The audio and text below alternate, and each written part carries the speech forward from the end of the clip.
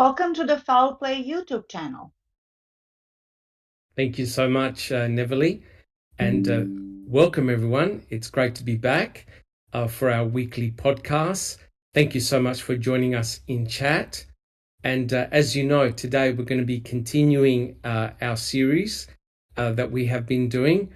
Neverly and I have been researching the book, The Wrecking Crew by John Ferak. And as you know, some of the topics that we have covered have been extremely controversial, and especially last week's episode was an absolute cracker. But guys, thank you so much for your feedback. It's been really, really good. Today we have a treat for you. We really do. We're actually on part 17 with the Reading with the Crew series. And Neverly and I have decided we're going to change tact a little bit, right, Neverly? Correct. There is a bit of caution here because we might incite a riot either on the panel or in chat or both. Today's chapter, if you've been following it, the book, John Ferak's book, is chapter 23, entitled Ken Kratz. And we like to let everyone know that this is John Ferak's thoughts and opinions. Don't necessarily reflect the panel's opinions. And so please, we're not accusing anyone of having done anything. And it's very important, I think everyone on the panel will agree, to please do your own research. So the only thing that we ask in chat is please be respectful. Occasionally we get Barb that comes into the chat, and today, if we're lucky, we might even get the prize himself come into chat. So it should be an absolute ripper of a podcast, hopefully today. So look, guys, what we'd like to do, we're going to listen to your feedback. We're going to start the reading straight away, right? And we can do all the pleasantries at the end. But I'd like to, first of all, welcome our esteemed panel members. First of all, we have Neverly. Neverly, how are you coming along? Hello, Dr. Silkman, and everybody on the panel and in the chat. Doing great. Actually, happy to be here. And you haven't had to see a therapist or anything like that after this chapter? I got pills. Ready. Yeah. Excellent. Thank you so much, Neverly. Next we have, I don't recall. How are you? Hi, I'm doing well. Welcome everybody to the Reading with the Crew. Awesome. Thank you so much, I don't recall. Next we have Jack61. Welcome, Jack61. Hey, thanks, Doc, and everybody on the panel, everybody on the live chat. Hello. Doing well. A little bracing, a little cool weather, a little snow, but other than that, doing okay. Awesome, fantastic. And next we have Just Rhonda. Just Rhonda, how are things coming along? Everything's going well. Great to be here. Great to see everyone on the panel and all of the amazing people in the chat. Fantastic. And remember, guys, if you like what we do, please subscribe to our channel. If you like the podcast, give us a thumbs up. And don't forget to put your questions in chat. And if we've got time at the end, we'll try and answer all your questions. Fantastic. So let's just have a quick look to see who's in chat. It's fantastic to see a lot of people here already. We have Maz. And she said that she's not addicted. Thank God for that. We've got Gloria. We've got Carol. Welcome, Carol. Carol Cousins. We've got Angie Dickinson. We've got Pete Moss. We've got Kansas Foxley. Thank you for joining us. Who else we got? We've got Rhonda SD. We've got Pete Moss. We've got Dark Side of the Moon. Always lovely to see you here. Supermods, and we've got Nan's Life 7. Awesome. Who else we got? If I've missed anybody out, we've got Gary Trevena. Thank you. Thank you for joining us. We've got Nick Manning. We got BW Haggis. Great to see you here. We've got JD, we've got Catnip, Supermod, welcome. We've got Smart Duck. Great to see you here. Who else we got? We've got Clive. Good to see you here. We've got Sher. We've got Marty H. And I think I've said everybody. If I haven't, I really do apologize. Oh, we got a new person, Gazwal. Welcome, guys. Welcome to the podcast. So before we start, I want to say that we do remember the victim here, Teresa Horbach, who was tragically taken at a tender young age of 25 years old. I'm absolutely sure that she was going to have a magnificent career, and this is a truly shocking event that really rocked the state and the world, really. And we think of Teresa, and it's rather remarkable, guys, that today it's been 17 years, 2 months, and 16 days when Teresa Horbach was tragically taken from this earth. And it's incredible how the time has gone. And guys, we're here. The Foul Play team is here. We're doing this for you guys. We're here to find the truth. Right, Jack 61? Right, Neverly? Right, I don't recall. Right, That's right. Miss Rhonda, we're here to find the truth, right? No matter where the chips may lay. We're not hardcore truthers per se. We want to find out what actually happened, right? No matter where the chips may lay. And so we think of Teresa and her family, and we seek justice because we believe on the panel that the killer or killers are still out there, right? So today we're going to start the podcast. Today we're going to do a very special chapter, and it's chapter 23, entitled Ken Kratz. Now, Jack 61, are you able to put up the very first slide? I can. Just one brief message before we start, and just take just a second. Jack 61. Jack 61.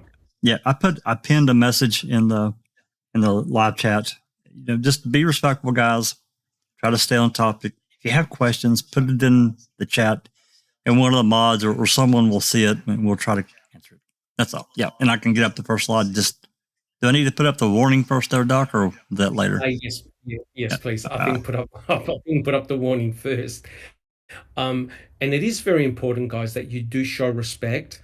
This is a very, very difficult case or cases to follow. It's a very emotive case, especially when it involves Brendan Dassey. Some people can get very, very emotional. I know I do, and everybody else on the panel gets fired up. And we do have family members that do come into our chat, and that's fantastic. Please do not attack them, right? It's very, very difficult for them. And guys, if you have a theory of what's happened, please discuss it in Discord, right? That way you can expand your ideas, your theories, right, guys? Don't have a big battle in chat. Let's try and keep focus. Well, I just want to warn everyone, because this chapter here potentially can be a very, very bad trigger. I know it was for Neverly and myself, and every time we talk about your favorite district attorney, a lot of swear words animate. So guys, we want to warn everyone, there could be extremely offensive language, not so much in the content, but probably from panel members, right, guys? Correct. It could well come from us. Allegedly, possibly speculation. Correct. But it is a very hard chapter to do, but we must do it. We must go over it. Because, guys, what I really would like you guys to do is to actually think back the very first time you saw Making a Murderer. The very first time you saw Making a Murderer, without really knowing much about this case. There's one person that really stood out right throughout the series that really made my blood pressure go through the roof. And that is the subject of today's podcast. Neverly, would you like to make a start? Thank you, everyone. Chapter 23, Ken Kratz. Thank you, Neverly. Absolutely. Chapter 23. Ken Kratz. Quote, that same ugly picture, quote unquote, depicted in Kratz's offensive sexual misconduct with women appears in Kratz's solicitation of Avery.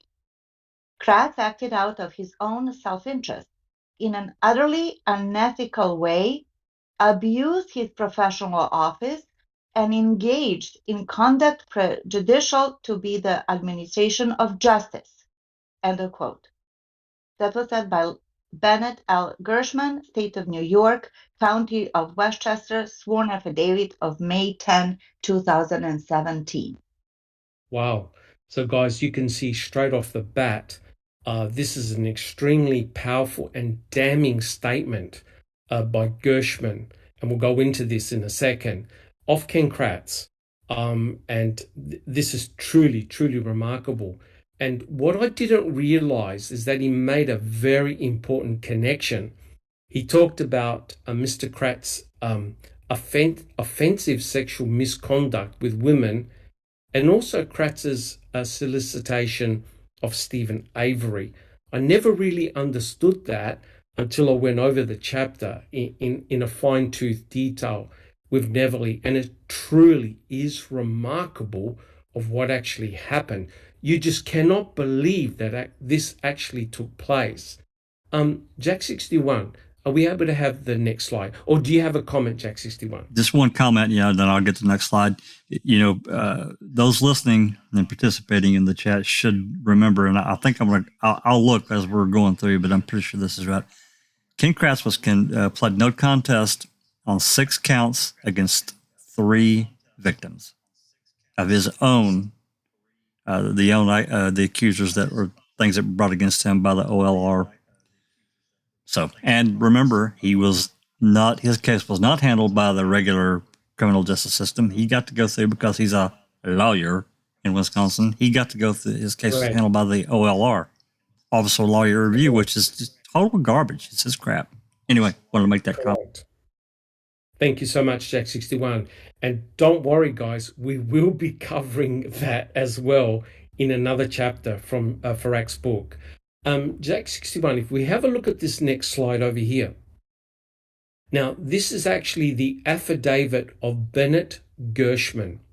Now, the actual affidavit, believe it or not, is 26 pages long, and it was done in 2017.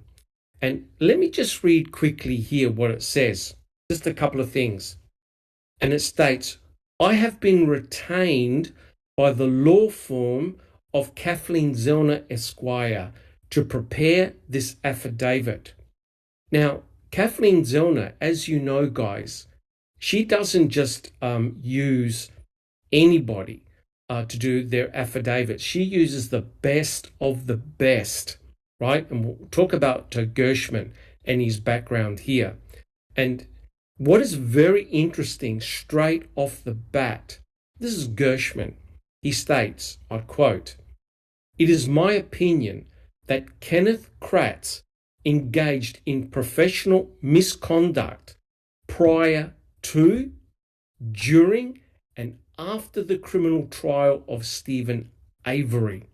Now, guys, that's as scathing as you can get, right?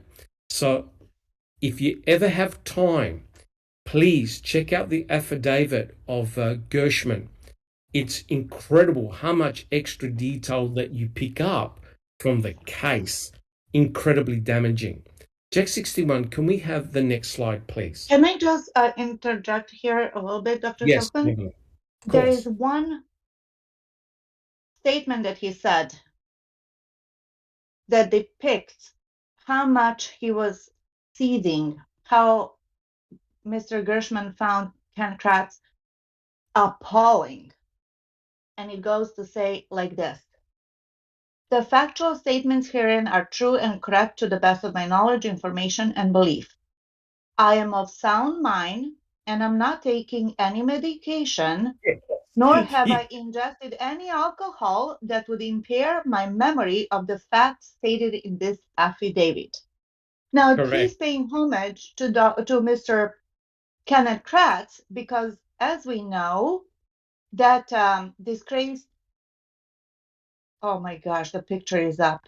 I got triggered right there. You Special got triggered. prosecutor blamed his addiction to alcohol, Ambien, and Vicodin. Xanax. Xanax. There we go. Yeah. Xanax and Vicodin. Vicodin and alcohol. Exactly. On Stephen Avery's case. And that due to taking those medications, because he's also a narcissist, but he didn't know that until he got diagnosed, he blamed those medications and his condition for removing all the inhibitions. Therefore, it wasn't him, it was the medication that made him act disgracefully. Correct. So I think that in this statement, Mr. Gershman was just shaking his head to be polite. Okay. 100% correct. And Neville will cover all of this again. So get ready. I'm already triggered. You're triggered. I could tell that you're triggered already. So guys, if you are very new to this case, or you've been in a coma for a couple of years, Gershman is talking about this gentleman here, right? He's talking about Ken Kratz. Now, what Kathleen Zellner did is hired Gershman to basically give a review of the performance of Ken Kratz. Now, Ken Kratz at the time was a special prosecutor, and he also happened to be the district attorney from Calumet County, right? So Kathleen Zellner paid, obviously, Gershman to write an affidavit on the performance of Ken Kratz. Jack 61, can we have the next slide, please? So you know now that this is very, very serious. When Stephen's attorney, Kathleen Zellner, employs a third party to do a performance analysis, you know that you're in trouble. And if we see from this slide here, this is a very important slide. This is very early on in the case. And as you can see here, the picture that Jack 61 put up shows Mr. Kratz just about to walk past Mark Rohrer. Now, Mark Rohrer at that time was the district attorney of Manitowoc County in 2005, right? And the important thing, right, Jack 61, right, guys, is that Mark Rohrer also appeared in Stephen Avery's civil suit deposition. And the correct, Jack 61? 134 times. I don't recall. Correct. And I'll tell you what a massive contrast and difference between the characters of Mr. Kratz and Mark Rohrer, right? Mark Rohrer was under the gun, right? And it's very interesting, guys, and this is very important. And that's why we're doing this chapter, is that Mark Rohrer handed the baton to Ken Kratz. And guys, does anyone on the panel know why Mark Rohrer handed the baton to Mr. Kratz? Jack 61. Well, I mean, for me, it's, this whole entire connection to the 1985 case, they got really just poured on his head, on Rohrer's head, when he became the Manitowoc County District Attorney. Remember, everyone, he took this damn mess to the DOJ for them to investigate. So Correct. I think he just felt like he just didn't have any choice. I don't know. I mean, his character to me, I don't think he's necessarily a good guy or a good prosecutor, but I don't think he's anywhere in the level of depths of hell that allegedly that Ken. Yeah. Correct. But the interesting thing, guys, this actually was an important seminal moment in the case. And that is Mark Rohrer handed the baton over to Mr. Kratz. And guys, we mustn't forget, the reason why that happened was to show that there was no impropriety. Right, guys? Hey, Mark Rohrer was in the civil deposition of Stephen Avery. So he stepped aside. He wanted to give the impression, hey, the Manitowoc County's got nothing to do with this case. Right, Jack 61? Yeah, but it was really a facade, and we all know that because the Manitowoc County Police Department maintained a level of involvement, heavy involvement, all the way at least through to the morning of November 9th on the property. Now, if you look at the Manitowoc, anyone that looks at the summary report will note that there was no reports after November 8th. That's because they got ran off the damn property. Because I think of the shenanigans. I think of the shenanigans that got pulled with the key and potentially other things. And other things as well. Correct, 100% correct. And someone in chat had mentioned, yeah, look, if you check in the login times of who actually stepped foot on the Avery salvage yard, I believe there were 3 district attorneys, 3 DAs on the actual Avery salvage yard, and Mark Rohrer was definitely there. Greaseback was there, and of course Ken Kratz was there. It was a magnetic ground that attracted a lot of people from all over the place. Now, if we look at the figure on the right-hand side, now remember, this is potentially a murder investigation. You can see the smirk on Mr. Kratz's face, right? He's got the prime position, right, guys? And have a look at all the microphones in front of him. Mr. Kratz now knows he is front and center. He is the center of attraction. He basically said, goodbye, Mark Rohrer, see you later.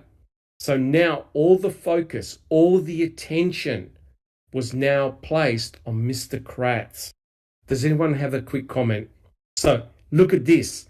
This is potentially a murder investigation. Mr. Kratz has already got a smirk on his face. Guys, does anyone find that offensive in any way? Jack 61. Well, absolutely. We've covered it many times in the past.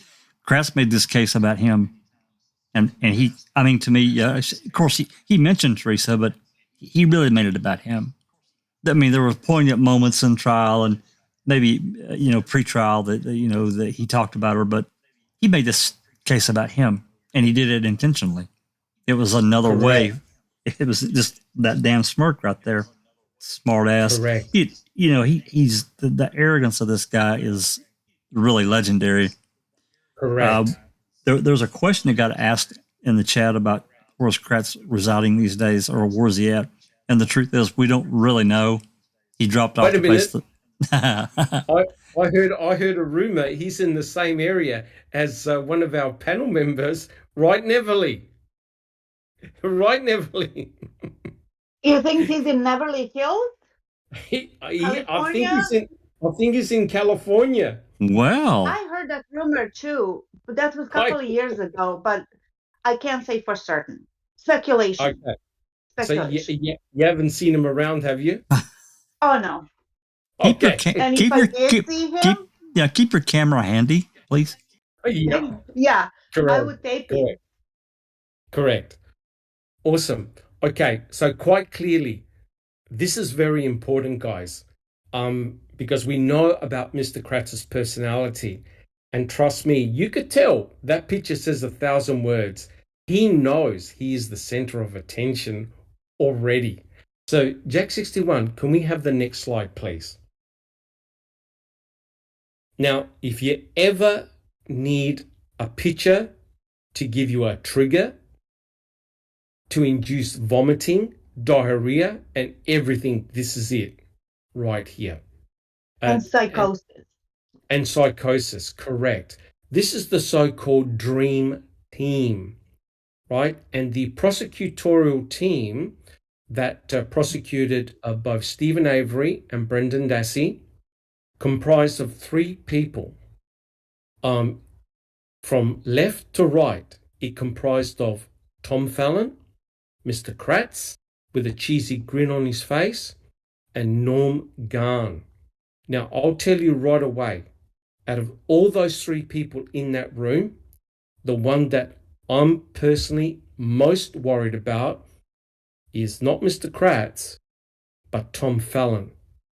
Tom Fallon, let me know if you agree or disagree.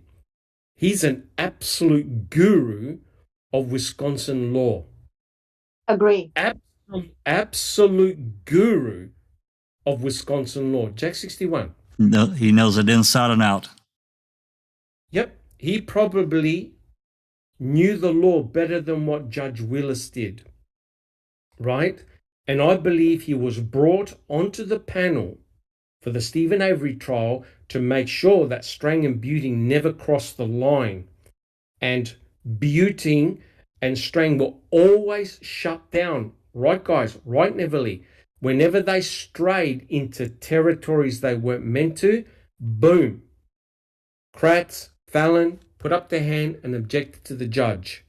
So Tom Fallon, I believe he was brought onto the panel because he's such a guru with the Wisconsin law. And I believe that Norm Gahn was brought onto the panel basically to protect Cherie Culhane, right? Because they knew that this case was all based on forensics. And I tell you what, if Norm Gahn wasn't there to protect Cherie Culhane and all the shenanigans that she pulled, the state were going to be in huge trouble. What do you think, Neverly? You're polite. You're polite by calling me shenanigans. Yeah. Where I come from, there's another word for that. Correct. So you know that it was these three individuals that prosecuted both Stephen and Brendan Dassey, right? So they're formidable opponents to go up against. So Jack 61, if we can have a look at the next slide. So you know the outcome of the trials. We all do. And both the prosecutorial team were successful in sending both Stephen Avery and Brendan Dassey, who was only 16 years old at the time, to life in prison. Now, I want to tell you right now that Stephen Avery has been in prison of today for 17 years, 2 months, and 7 days. Brendan Dassey has been in prison of today for 16 years, 10 months, and 15 days. Now, with Stephen, there's no doubt that there is forensic evidence against him. Jack 61, did you have a comment?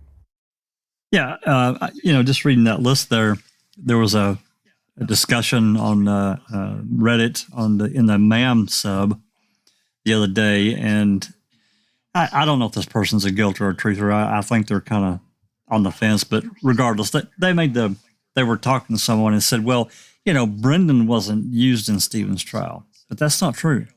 That's a lie. It's wrong because, yes, he was. and I'll let you explain why. Yeah, he definitely was.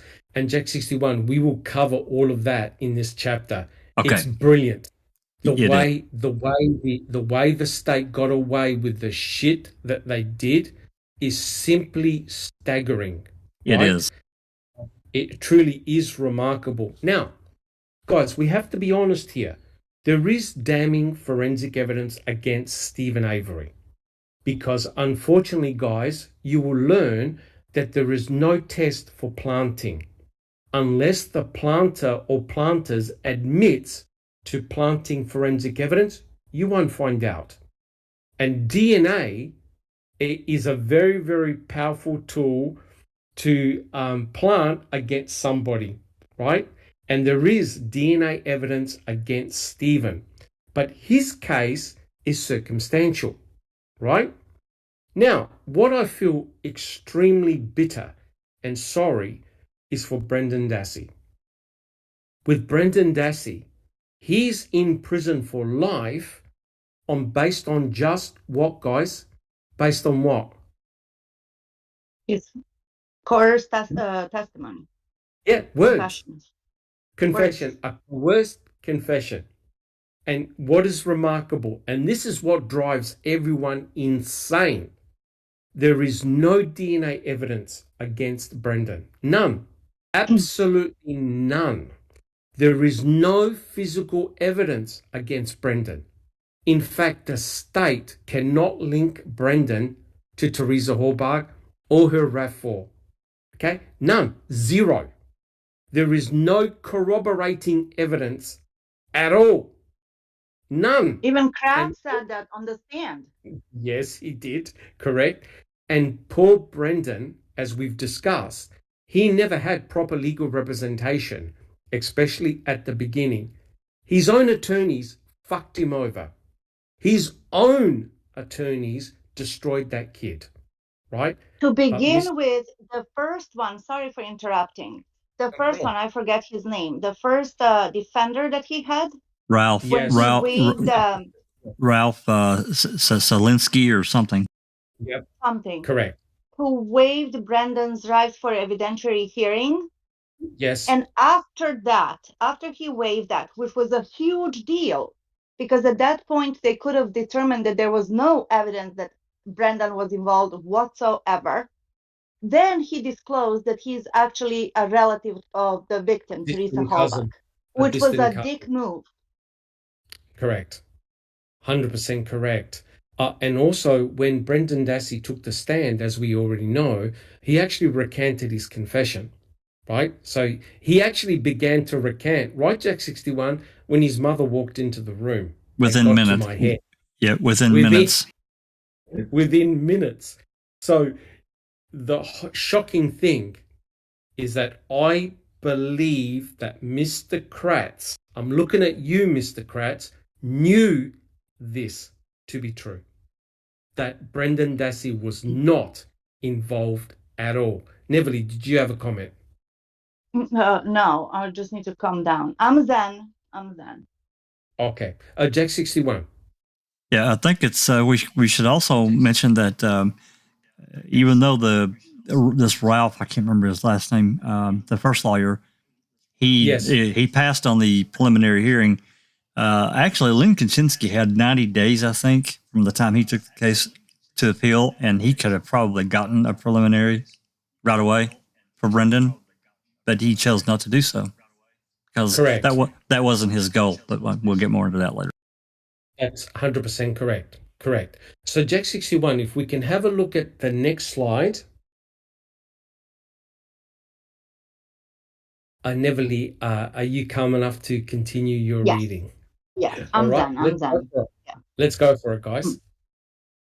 In the legal profession, prosecutors generally abide by the rules of professional conduct inside the courtroom and surrounding the rights of the accused. But every so often, an oily person can infiltrate the criminal justice system in a way that does great harm to America's confidence in their public officials who take an oath to uphold the Constitution and protect the civil liberties and rights of the accused. Every once in a blue moon, someone like Ken Kratz comes around and is able to play the system to his own advantage because he's confident nobody else will dare challenge him. Boom. Now, this sentence tells you all. You want to read that again? Do you want to read that again? Yes, please. The last sentence. This is critical. Every once in a blue moon, someone like Ken Kratz comes around and is able to play the system to his own advantage because he's confident nobody else will dare challenge him. Right. Now, guys, I don't know about you and I don't know about the guys in chat, but just say yes or no whether you know someone, either a boss, a partner, an ex-partner, if you know someone like Ken Kratz or have ever encountered like someone like Ken Kratz. I have. My former boss was very much like Ken Kratz. I don't recall. Have you ever had an experience of running into someone like Mr. Kratz, that type of character? Not exactly the same, but very similar, yes. Interesting. Thank you. I don't recall. Jack 61. I did years ago when I worked at a facility, a printing facility in my real life. I had a boss. He was actually the plant manager, and you'll never believe where he was from. I'll just tell you. Don't say Wisconsin. I'll just tell you. He was from Menasha, Wisconsin, which is, well, basically about an hour and a half away from Manitowoc in that area. Neenah, Menasha, and Appleton are all right in a little, I don't know, I won't call it a valley, but they're right there together within just a short drive. Not kidding. Correct. This guy was if you could look up arrogance in the dictionary, you'd see his photo. He was terrible. Unreal. Thank you, Jack61. Just Rhonda, what about yourself? Ever encountered anyone like similar to Mr. Kratz? I have, and I'm ashamed and embarrassed to say that I was engaged to him for a while, about 15 years ago. Wow. Yeah. Thank you, just Rhonda. Thank you. What about yourself, Neverly? Yes, I have, Dr. Silkman, and I'm going to leave it at that. Okay. All right. Understood. All right. Would you like to continue reading, Neverly? Yes. So just to underline that this passage that I just read twice, Yes. it depicted how Ken Kratz operates. What's his MO? He was confident nobody else will dare challenge him. There you go. That he can do and say whatever he wants, and people are going to be basically in shock. That they're going to be like, oh, yeah, intimidation. Yeah. Correct. To continue. 100% correct. Luckily for everyone, the voting public, police officers, and criminal defense lawyers, there are checks and balances in the legal system.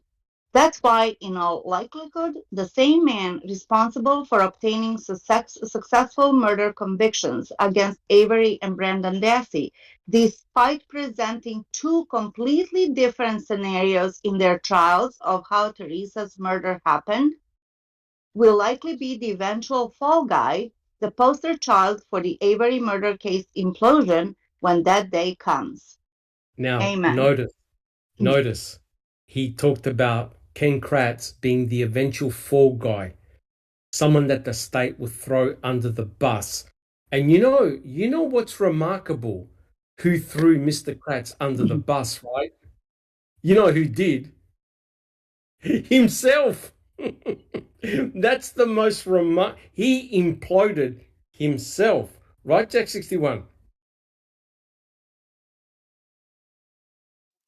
In many ways, numerous times. He did. We've talked about this before too. I mean, you think about any prosecutor anywhere in the country that have, two murder trials and he wins them both.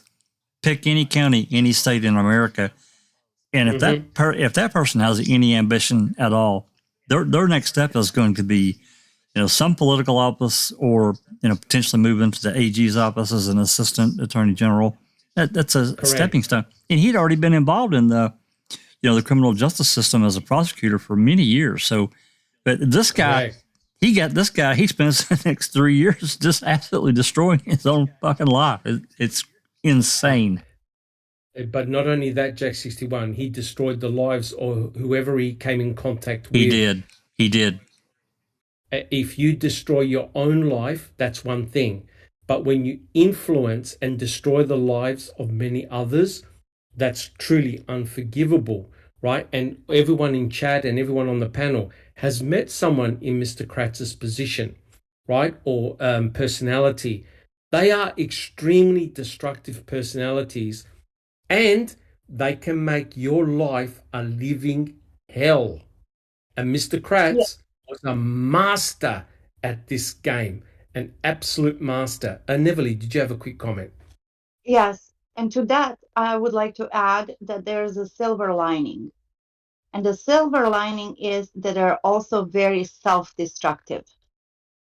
Correct. That's silver lining, my friends. Yeah. That's correct. 100% correct. Thank you, Neverly. Jack61, did you have a comment? Just a quick one. And think about, after all this, he got caught, with a this SVG reported him, and the Ron Foley interview. It all came out. He gets thrown out of his position. He was going to get fired. The governor was going to remove him, so he decides to resign.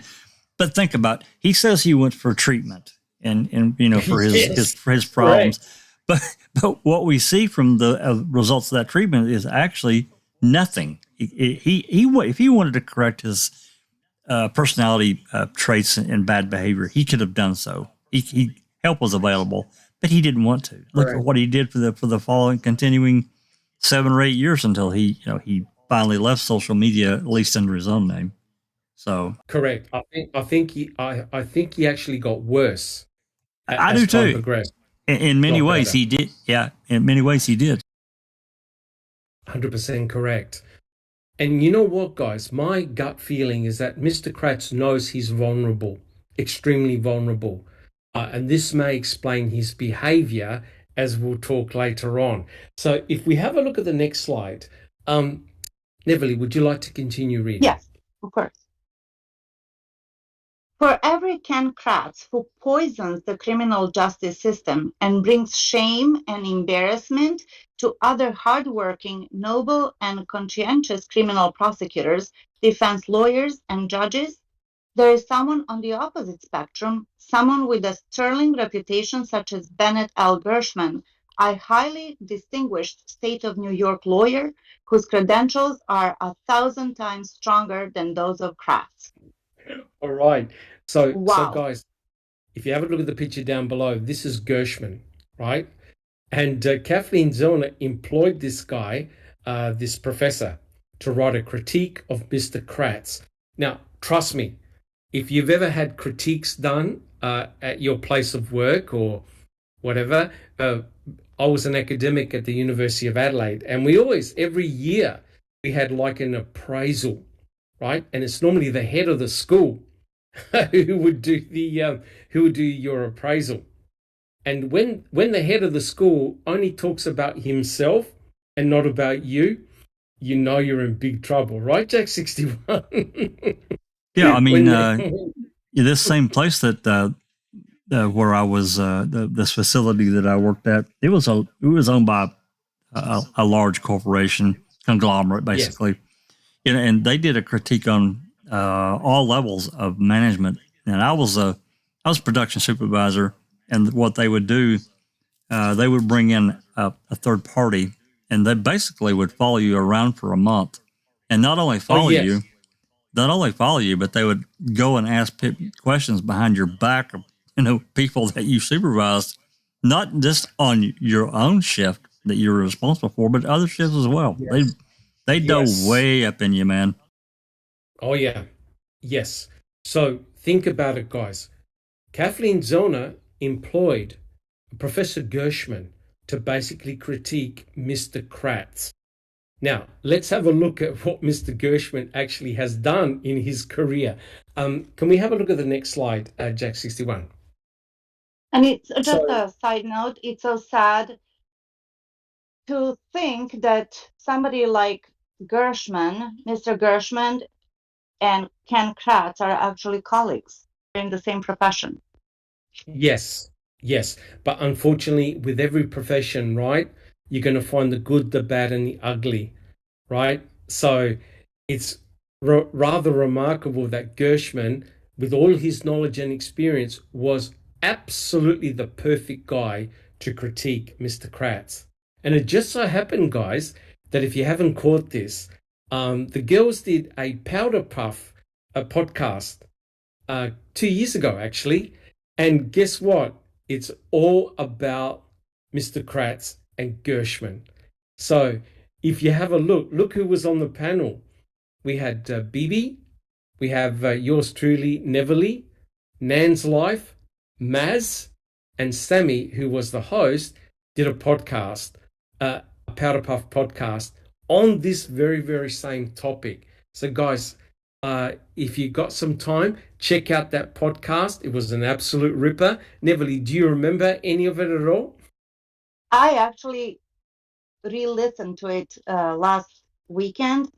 And yes, we went through it. It was really good. Fantastic. Fantastic. It was a really, really good podcast. So, guys, if you have got some time, check it out. It's all about Gershman and his affidavit, and the girls break it down really, really well. Okay, Jack 61, if we can have the next slide.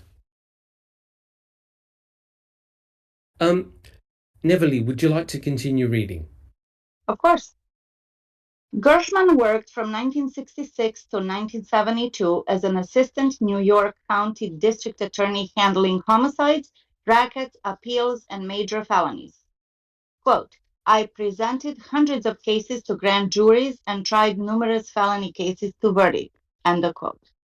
From 1972 to 1976, Gershman was an assistant attorney general in the New York State Special Prosecutor's Office that was charged with investigating official and political corruptions in New York City.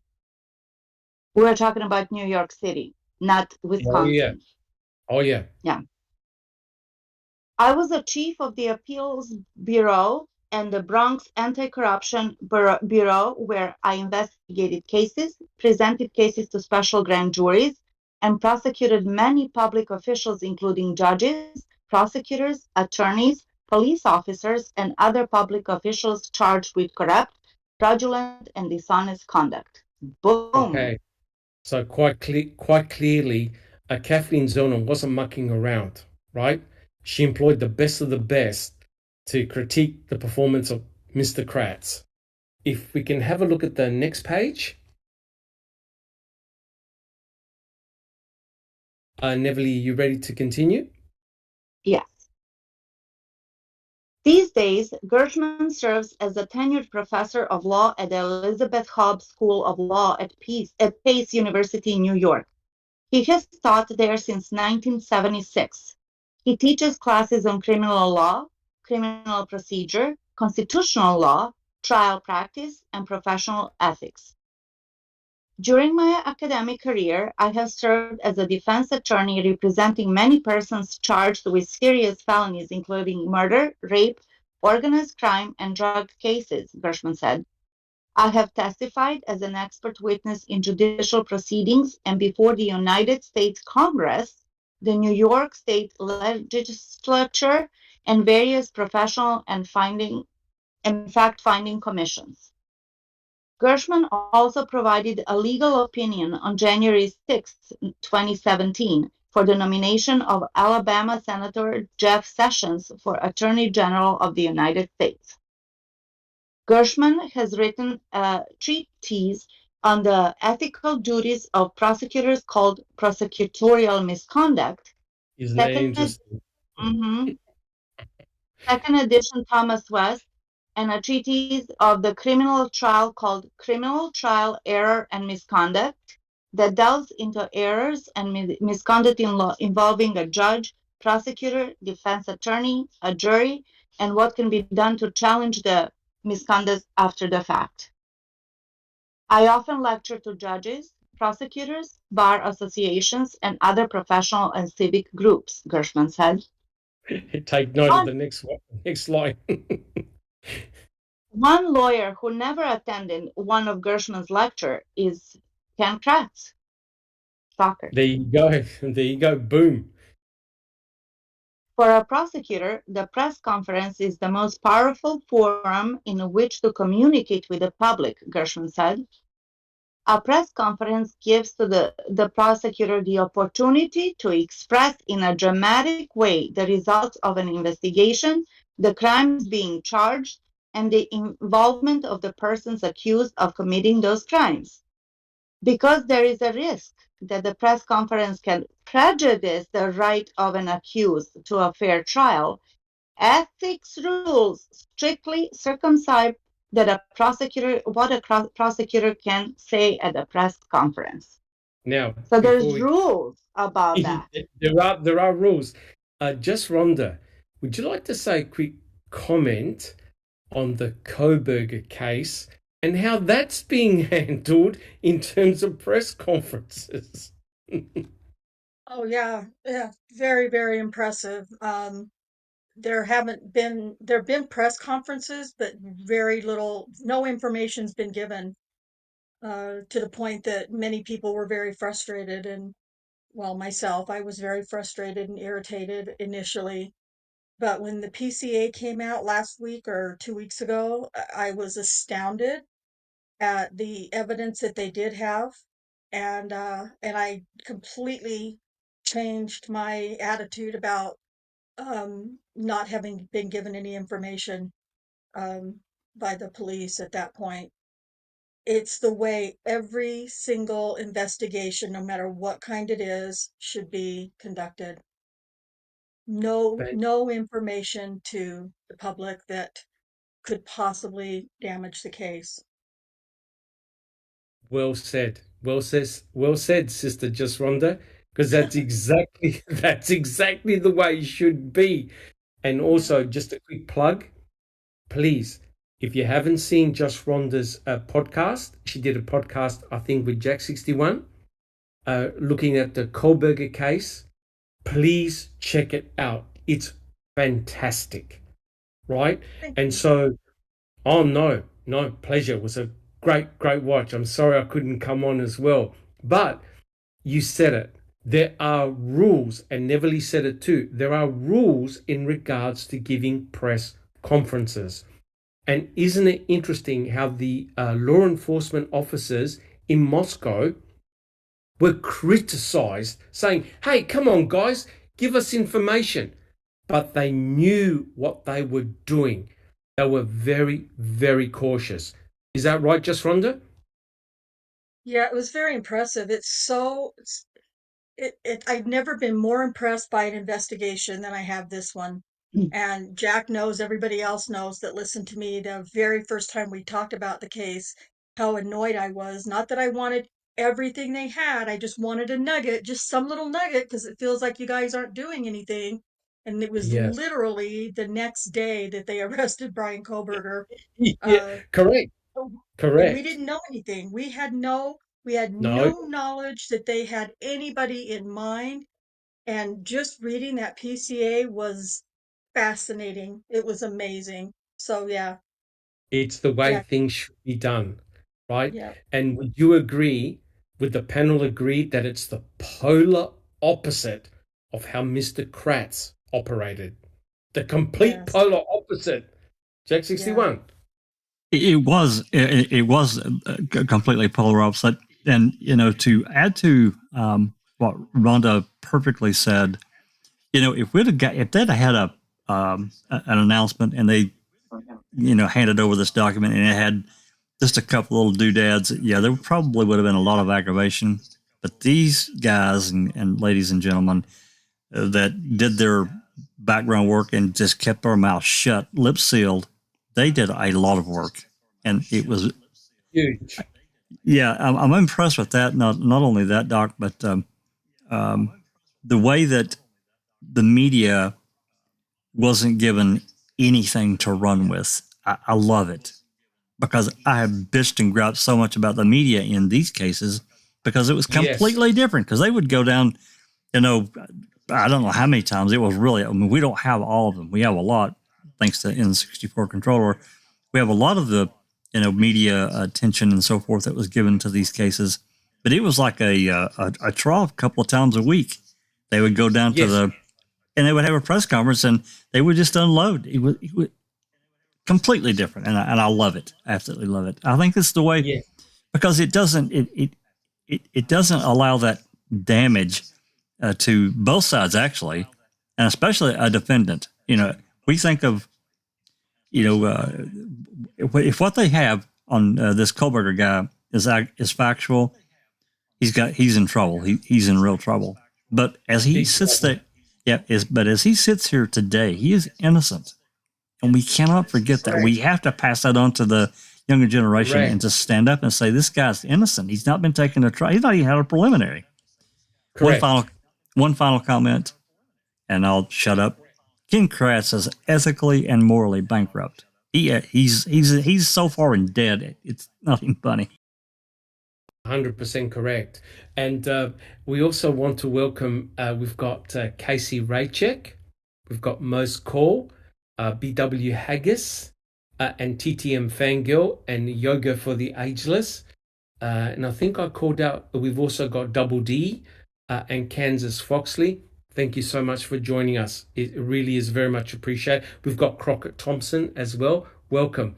So, guys, this is important because there is, and I don't recall, she's an attorney, right? She knows what the proper procedures are.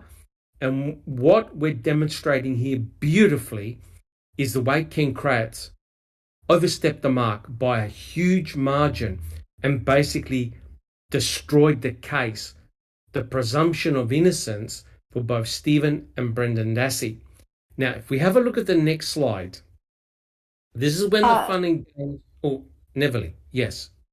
Yes, if we could just spend a couple of seconds on the ethics. Yes. Ethics is something that lawyers actually are really, they need to study this, they need to take classes and courses to become a lawyer. Once you become a lawyer, just like a doctor or any other professions like nursing as well, I can speak for myself, we need to take continuing education classes in order to renew our licenses and to keep it, up to date. Well, for lawyers to stay current and abide by the ethical rules, lawyers must continually educate themselves on ethical opinions, on issues, on the ethic rules, and current state of cases law that affect their practice and their clients. So this should not have been anything new for Ken Kratz. It's embedded in his education. He never took past the bar because in Wisconsin there's that Marquette University where you can become a lawyer without passing the bar. They just give you a diploma privilege. Some people minimize that. They say it's not really important, but maybe it is important, and maybe there is a reason why Kratz decided, nah, that does not apply to me. Rules don't apply to me, and so forth. So that's a very interesting point. Just like the press is obliged to have some ethics, and we see now the competition that is going on in the media, that ethics are just thinning out, being watered down, and the goalposts are being moved. Same with the police and same with the district attorney. So this is my pet peeve, because you can still win a case if you do it properly. Correct. Now, it shows you what kind of caliber of a lawyer you are. That's correct. And as Jack 61 and just Rhonda pointed out, with the Koberger case, the evidence stacked up against him is very, very damaging. But there is the presumption of innocence, right? And all the state, the defense are all doing proper procedures, not to add bias and not to damage the case. Natural law will follow, because we know that if you pollute the jury pool, that's the end of the party. And I've seen many podcasts where they're already talking about, is any person in the jury pool going to find this guy innocent? Do you know what I mean? So they're already discussing things like that. Just Rhonda, did you have a quick comment? I did. I wanted to go back to what Neverly was saying about ethics. Yeah. In one of my required courses when I was studying criminal justice was I had to take a philosophy class, an ethics and values class, but I also had to take ethics and values in criminal justice as part of my core course for that field. And it is a different, you have all the ethics and everything that you would really need in basic life, honestly, but there is, there's a different measure of being ethical and having ethics and values in the criminal justice system, because so many lives are impacted. It is a different, I can't think of the word, but it's a different rubric of things of ethics and values that must be maintained in criminal justice. And I very rarely see it, very rarely. It's really, really sad. But it's also, sorry, just on the excellent points, but it's also common sense, isn't it? Yes, at the end of the day, it is common sense. Yep. Thank you very much, just Rhonda. Jack 61, did you have a quick comment? Yeah, I popped this. This is Wisconsin Supreme Court Rule 20.36, and it's about trial publicity. And I popped it up there because this is something that I've looked at for years now. Kratz knew that he was not supposed to do what he did on March 2nd, 2006, but he did it anyway, and he was allowed to get away with it. Yes, 100% correct. And don't forget, his co-attorney was Tom Fallon. That's right. And Tom Fallon, like I said, he's a legal eagle. He's a guru of Wisconsin law.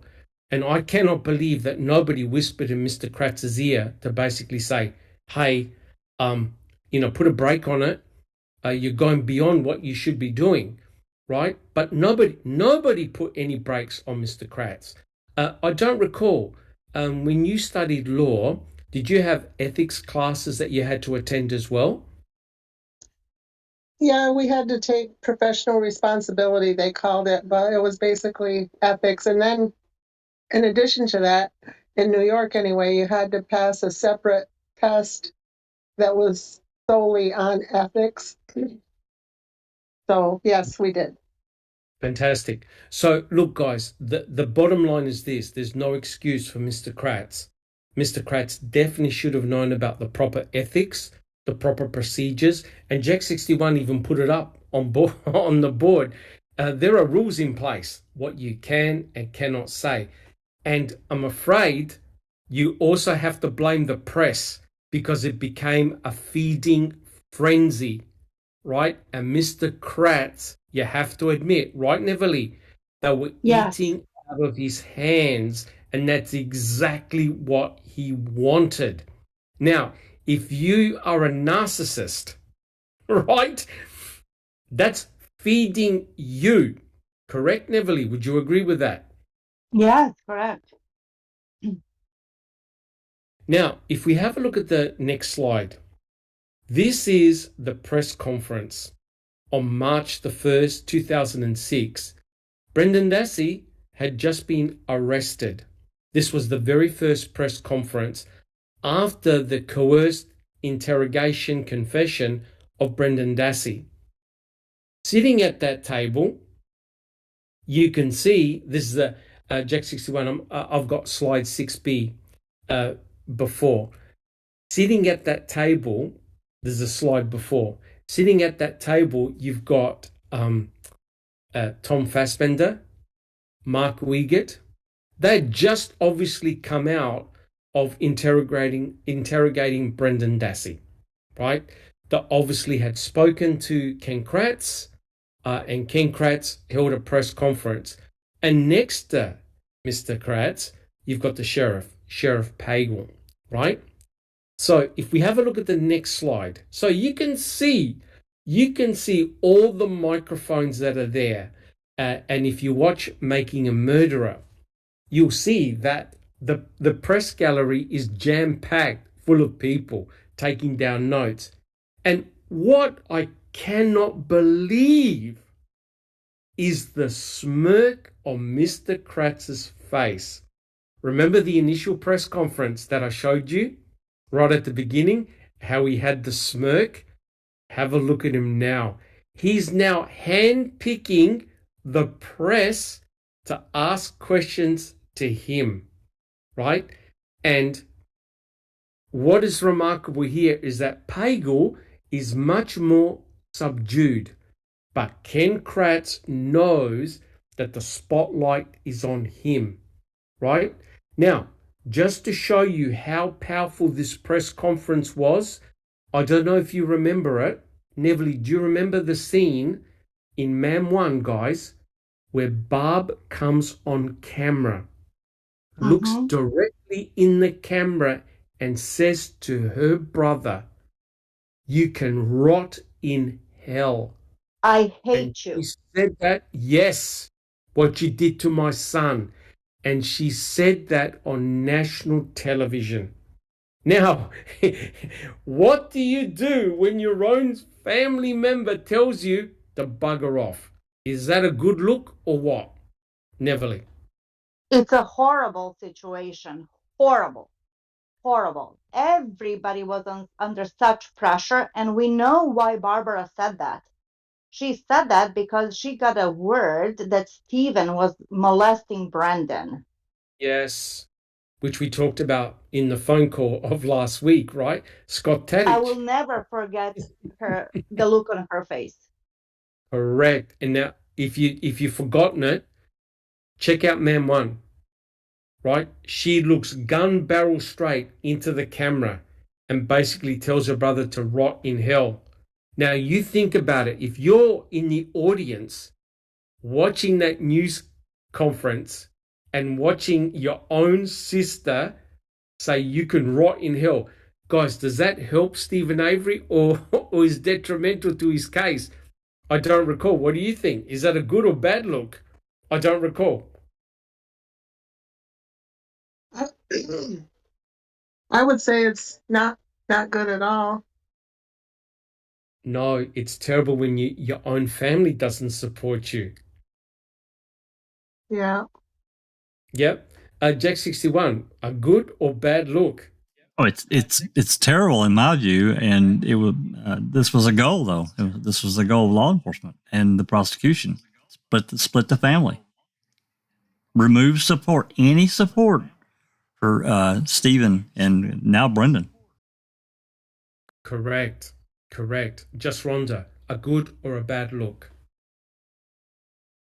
Oh, it was definitely a bad look because you've already got, Kratz and Pagel and all those other jackasses had, were already saying what they were saying. And even the look here on Pagel's face during this press conference right at this Yeah. point. But anyway, I mean, he's Yes. just, there's like a gleam in his eyes. They just are so pleased Yeah. with themselves. But so not only do you have, the state saying, that how guilty Stephen and Brendan are, now you've got uh Stephen's sister Family coming out members? saying publicly, and she all that did was cement to people who might have been Yes. sitting on the fence, Fence. perhaps. She just On the cemented for fence. them that they were guilty, in my Excellent point. opinion. Yes, I agree with you 100%, just Rhonda. Neverly, a good or a bad look, having your own sister point a Very finger. bad. It's not good. It's just a horrible situation. Yep, it's not good. Now, Jack 61, if we can have a look at the next slide. Now, this is where the fun and games begin. And that's the press conference that Ken Kratz did on March the 2nd, right? This is March the 2nd, 2006, when he did the second press conference. This was devastating. If you're Stephen, if you're Brendan, this press conference, all the brakes were put off. And it truly is one of the most shameful moments I've ever seen. Now, I don't know about you guys, but when you saw Man One, if you knew nothing about this case, that press conference that Kratz gave on March the 2nd, that cemented the guilt of Brendan and Stephen, right? If you're, like just Rhonda said, if you were sitting on the fence, that press conference would have tipped you over the edge. Jack 61, would you like to comment? I would because it was damning and devastating. At the same time, of course, when I first watched it, just like everyone else, we didn't have any real information. We didn't know that he's sitting there with nothing in his hands but words. He had no evidence at all on Brendan, none. They took a bunch of things that he parroted back to them, and they cobbled together this incorrect story and presented it as fact. He did get called on it. But he ran from it. He ducked it. He wouldn't present anything. Well, we'll do that at a later time. I'm not talking about evidence right now. I'm not showing any evidence. The DNA. Yeah. Yep. So it's remarkable because have a look on Mr. Kratz's face. That face tells you everything. Now, what is remarkable here? I'm telling you right now, I still am blown away. Just Rhonda will back me up on this. They interviewed some of the family members of the victims in the Idaho 4 case. I cannot believe the strength of the parents. Right, Just Rhonda? Yeah. They were Yeah. straight down the line. They want justice. And believe me, of anyone who had the right to go crazy, it was the family members. And yet, look at Mr. Kratz, the way he behaved. He's not even a family member. And he's already acting out, lamenting and crying on national TV. Just Rhonda. Yeah. Yeah, it's disgusting. He is like subhuman. He just is not even a human, in my opinion, with his giddiness and his glee at what he thinks he's accomplished. But yeah, the Cobra or the Idaho 4 parents have been, you know, That's so strong. example. Yeah, so much strength. And I Exemplary. know, yeah, it's been really, really amazing. So very impressive. Yes. And I do apologize that we are referring to the Kohlberger case, but it's an incredible analogy, guys, with what happened with Stephen and Brendan, with what is happening now. Remember, 4 young people were slaughtered, and yet everyone is showing dignity, restraint, and letting due process take place. Mr. Kratz could not help himself. Jack 61. Yeah, that's why I've said so many times. It's even stronger now than it was then about this element of due process being removed from the Avery and Dassey situation pretty much in every conceivable way.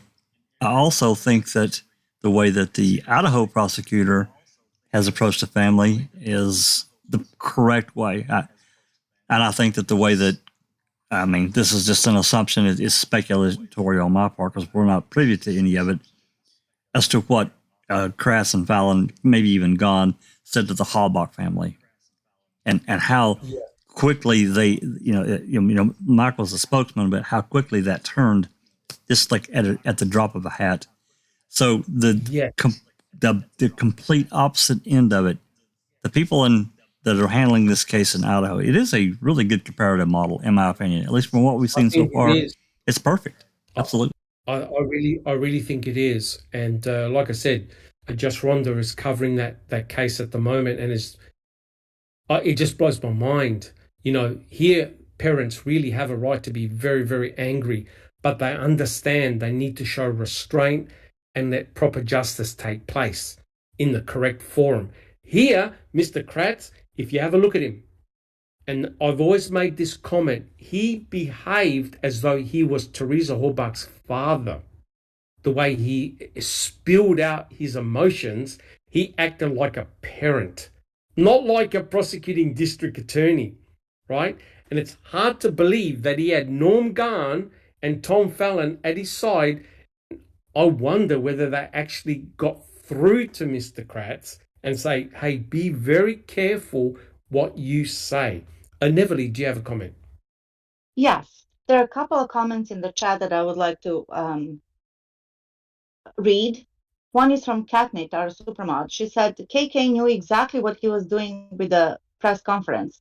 What was even more disgusting and disturbing is the joy and giddiness that he was telling that Euphoria. Described. Euphoria. Yes. 100% And then it was euphoria. Yoga said, I'm trying to say.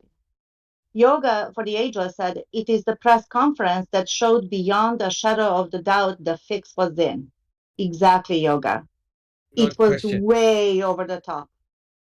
Yep, way over the top.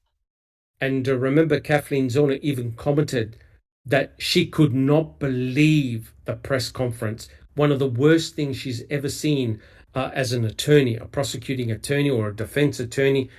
She's never seen anything like that. Let me tell you right now, neither did Gershman, which we'll discuss in a second. Just Rhonda, did you have a comment?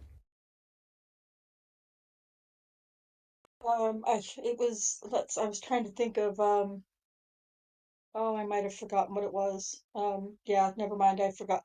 Oh, speaking about Ken Kratz, behaving like he crossed an ethical professional Boundary. line by Yes, he did. behaving like it was very personal to him. Now, Yes, they can feel like they can take it personally. Law enforcement says that all the time. This thing happened and it was very personal to me because I don't know, because I have children that age or, whatever the thing, they take it very personal, but they leave that personal side. They check that at the door, when they go to the office or they go to the field or they go wherever wherever they're gonna need to go. They check that at the door, and their ethics and their responsibility to the investigation, the truthfulness of the investigation takes over because they don't want to taint the jury yes, pool, typically. yes. um but Kratz didn't do that. It was all like, and it was incredibly creepy to listen to him talk in the courtroom whenever he would speak about her specifically. The way he spoke about her was just really creepy because he did It make was it sound creepy. like this is my daughter, this is my child, this is my whatever, my possession. And it was really, really creepy. He crossed every possible boundary there was. To me, He he sounded did. like a dirty uncle or a dirty stepdad, honestly, if I have to be brutally honest. But that's just my opinion. Because he was so over the top. Remember when Come, he slipped and when he yes, said, this little girl? little girl. He got Yeah, really deep into that role. yeah. Creepy. Correct. That was probably the point where I was like, "Oh my God, this," it like you said, stepdad, like dirty old stepdad or dirty uncle Yeah. or something. Yes. That's how he came off whenever he would speak about her in any platform that he was on.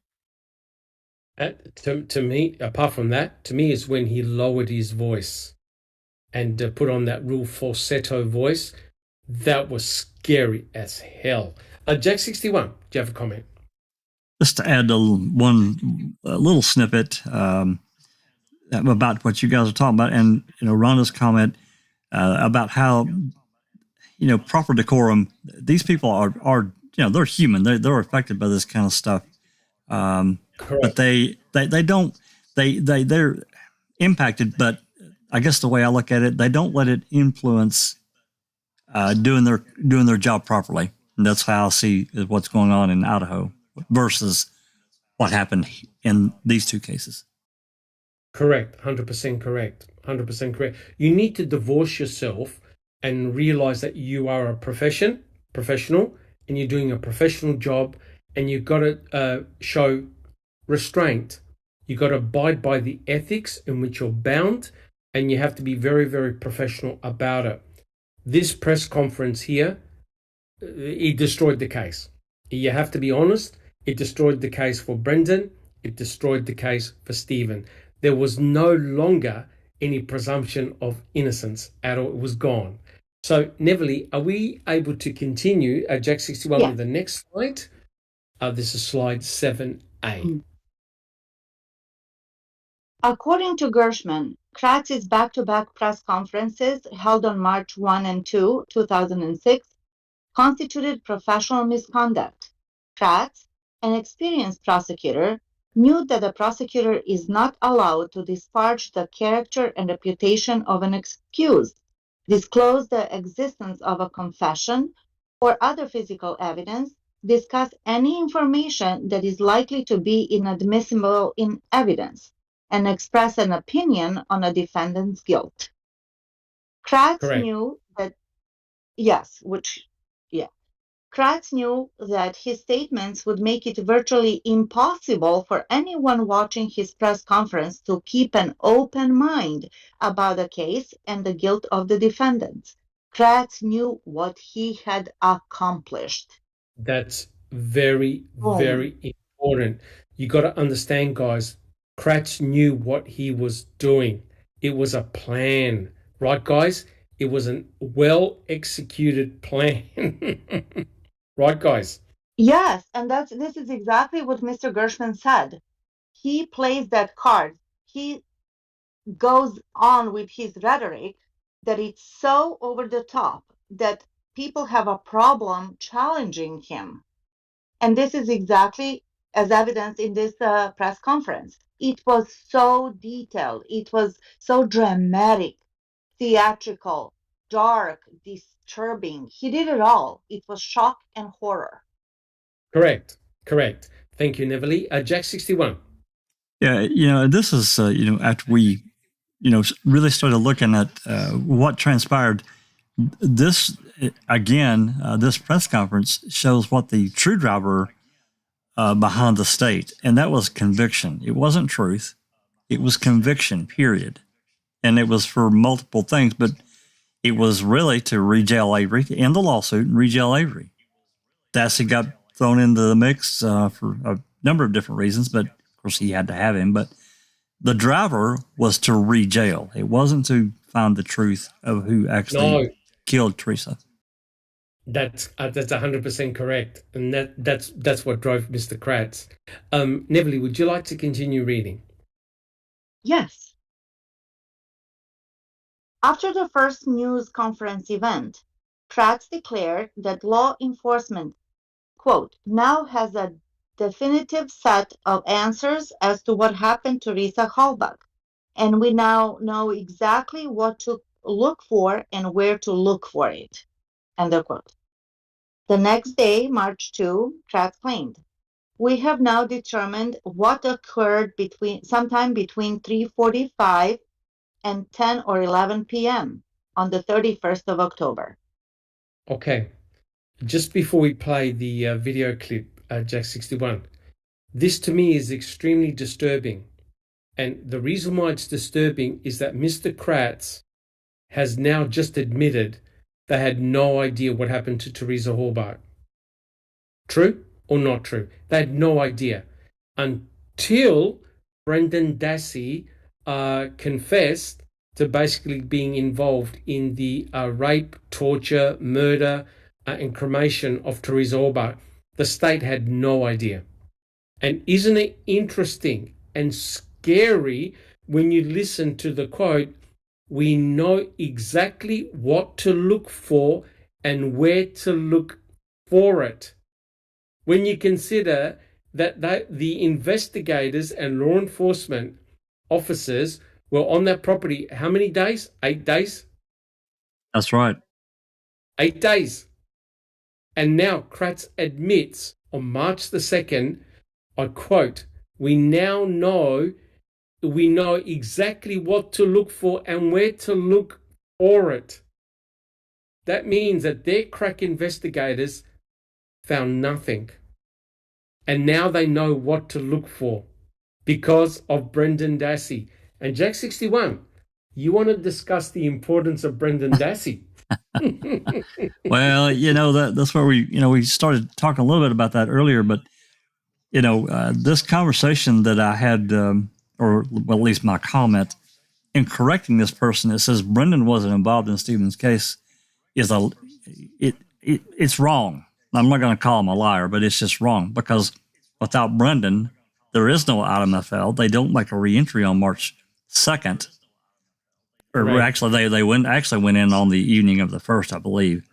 But yes. There's no IMFL and there's no hood latch swab for the RAF. So they had to make that connection. And that's why Kratz made this statement that you just repeated a second ago. So without Brendan, you got two key elements that are gone from the case. So he wasn't involved. They were allowed to use it. I think it's just a true miscarriage, and I think it was missed as well. I don't know how much Beauty and Strength could have had success in if they had tried to argue that point. But when they come along, a week before trial and say, "Hey, we got to get Brendan out of this. We can't talk about him," but they're going to use the evidence gleaned from what they did to him. I'm sorry, I got a problem here. Correct. And at the end of the day, guys, how many bites of the cherry do you give the state? How many times do you allow them to go back and back and back over the crime scene after the crime scene has been given back to the respective families. That's right. Right? It completely blows your mind that these guys were there from November the 5th for 8 days. They searched the trailer, they searched the garage, top to bottom. They searched the entire Avery salvage yard. They did not find one drop of blood of Teresa outside the RAV4. And now all of a sudden, with Brendan's coerced confession, out pop item FL, and out comes the hoodlat swab. Are you trying to tell me that those crack investigators who had access to the crime scene 24/7, if they wanted to, for 8 days, could not find a bullet and could not swab the RAV4 properly, even though they knew that the battery terminal had been disconnected? That goes to show how much of a piss poor effort the crime scene investigators did in uncovering forensic evidence. And Jack 61 beautifully put it. They're not there to find the truth. They're there to put Stephen Avery back in prison to stop the civil suit. Jack 61. This is this what you just talked about, Doc. These multiple entries. I've talked about it before. I think in most cases you'll find that it's rare that police get a second time in. That's why a lot of times when you see a forensic unit go into a place, they're there for the duration to do everything that they can do, because they know that a judge is likely not going to let them back in. But that's not what happened here. They were allowed multiple days on the property. They just kept reissuing a search warrant, but Kratz knew that he had to somehow get Teresa connected inside that property. So that's what they did. Place her in the trailer or garage. That's exactly right, Neverly. That's exactly what Tom Fassbender said to Cherie Cohen very early on in the piece. Yep. Because obviously the investigators were going in there and going, holy smokes, we've got no crime scene here, guys. We can't find any evidence of any crime being taken place. So Tom Fassbender whispers in Cohen's ear, tried to put her in his garage or trailer. Now, in all fairness, the trial should have been thrown out right then and there, because you know that there's a massive element of bias. Correct, Neverly? There's bias there already. Right? When the lead investigator talks to the lead DNA tech in a crime lab and says, try to put her in his garage or trailer, whereby, yeah, sure, a lead investigator can talk to a forensic person, but you don't tell them your birthday Christmas wish list, right, Jack 61? That's right. All these multiple entries, that's just what leads us to this shady factor. Because if you're just allowed to keep going back in and going back in and go till you find what you want, or what you need to convict someone, it's terrible. And again, this goes to due process. I think it was violated multiple times. You can't even consider if Avery and Dassey are guilty or innocent, because all this stuff is the presentation to the prosecutor. So if a prosecutor is truly honest and is trying to find the truth, he's going to come back and say, holy shit, guys, how many times do you guys get to go into this house? That's correct. That's number one right there. And he, of course, Kratz, he was eating that up because, again, the goal was to re-jail Avery. That was the goal. Correct. But now, can you see how they manipulated Brendan to get access to the garage and the trailer all over again? That's right. And then the RAV4 all over again. So they were using shot her in the head. Say no more. Yes, they were manipulating Brendan to get back in, to get the forensic evidence that they needed, right? And it's 5 remarkable. months later or something. Yes. And they find the hood latch swab DNA 149 days after the fact. And Cherie Cohen finds a robust profile on a hood latch that's dirty, greasy, and a lot of people have touched. It just blows your mind. And just Rundle backed me up. The forensic analysis done in the Koberger case is meticulous. And many people on podcasts who are specialists say, don't worry, the defense will challenge everything, including the DNA on the sheath. And if they can't forensically test it themselves, the evidence will get tossed out. They'll challenge the evidence. Yet, in the Stephen Avery case, nothing was thrown out. Nothing. You mentioned that, Dr. Silkman. I was just listening. I think it was the lawyer, Peter Chagos. Yeah. How many of us are following him? A bunch of us, right? There was Yes, a question about the DNA on the sheath. yes. And I'm paraphrasing. Somebody in the chat asked, what if they used up or destroyed the evidence, the item? That's it. Yeah. Finished. Would it be tossed out? Actually, he said the defense can observe, and then if the destruction or damage was done, then never mind, but the defense was there to look at it, that it was properly done. So what happened in the freaking Brendan Dassey and Stephen Avery case? They did whatever they wanted. They did, and the defense wanted to be there with Cherie Culhane when she was doing item FL, and they were rejected. They could not risk of the contamination, correct? And then what happens? What a coincidence, right? And how convenient. A negative control. So here's the difference, you guys. People, the interns being there. So what's more important for somebody's life and for the justice and the due process? For the interns to be there that day for processing that item FL, or for the defense? Come on. 100% correct. And that's why in the Kohlberger case, the defense will test everything again. The defense will challenge everything again, right? And so imagine if the state, right, just Rhonda said, oh, you can't test the sheath DNA anymore. Why? I used it all up. You know what will happen? That evidence will get tossed out. Now, if you take out that DNA from the sheath, you've got a circumstantial case. Yes, there's other evidence that's damaging, but most people on this panel and in chat are convinced in this guy's guilt because he left his touch DNA on a sheath at the murder scene. Guys, let me remind you, this is exactly what Ken Kratz and everybody else is saying about Stephen Avery. Hey, it's his blood in the RAV4, right? And that's why people are convinced, well, Stephen must have bled. And yet that touch DNA on the sheath in the Kohlberg case is going to be challenged. So you know what, right, just Rhonda? The state has got a stack of additional evidence that they haven't put forward. Right, just Rhonda? Absolutely. And it's possible, or at least it sounds like from somebody whose clip I borrowed, that they're going to be using MVAC techniques in the vehicle. So that's awesome.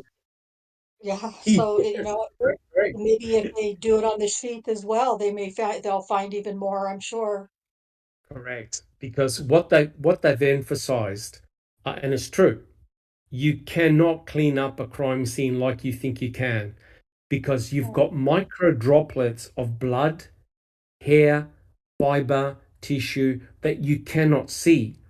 And scientists use special chemicals, special sprays, they use special lights. And let me tell you right now, they will take apart the entire car piece by piece.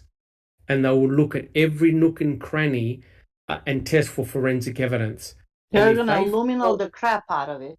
Everything. If they find one drop of blood of the victims in that car, he's good as gone. Because now he's left his DNA in the crime scene and he's got the victim's DNA inside the car, which goes to show the power and the stupidity of what we get said, right, guys? They had 5 days to clean up. right? Stephen Avery and Brendan Dassey had the nous to forensically expunge Teresa Halbach from the Avery salvage yard. Guys, are we in La La Land or what? Yeah. Neverly. As much as they had 5 days to clean up, quote unquote, they had 5 days to plant. How about that? That's 100% correct. Correct. So, there's too many shenanigans here in this particular case. But guys, let's have a look what Mr. Kratz actually said during the press conference. Jack 61, are you able to play this little clip? I think we have to mute. Is that correct? You will actually have to unmute YouTube to hear. Yes, and mute on. Yeah. Well, if you got open speakers, yeah, you definitely need to mute Discord. But yeah, all right.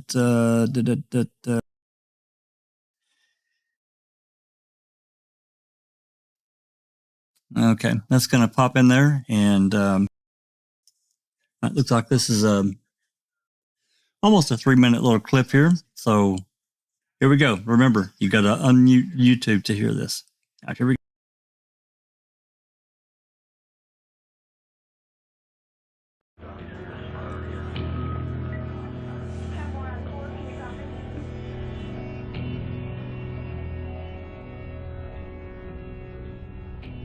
I know that there are some news outlets that are carrying this live, and perhaps there may be some children that are watching this. I'm going to ask that if you're under the age of 15, that you discontinue watching this press conference.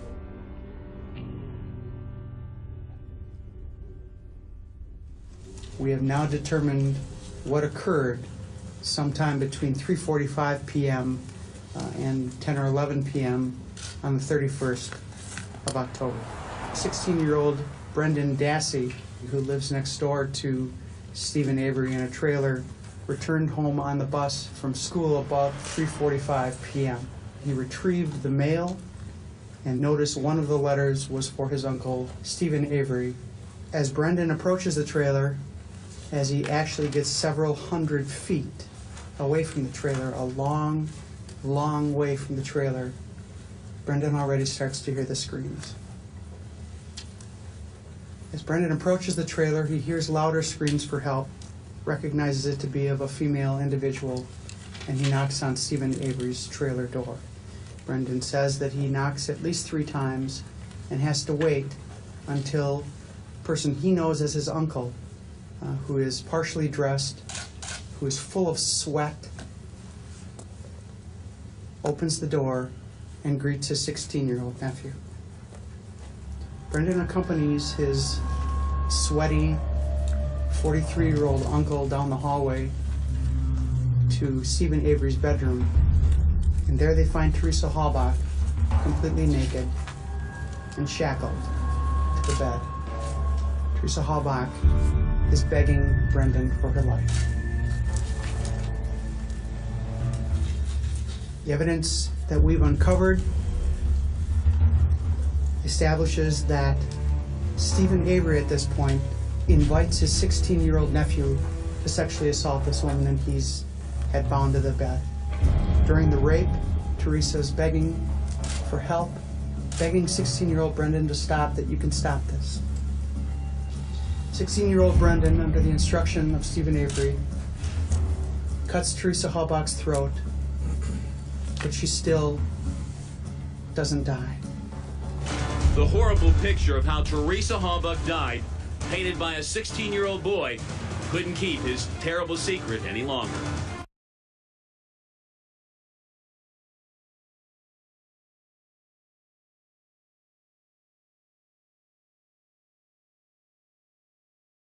Thank you so much there, Jack 61.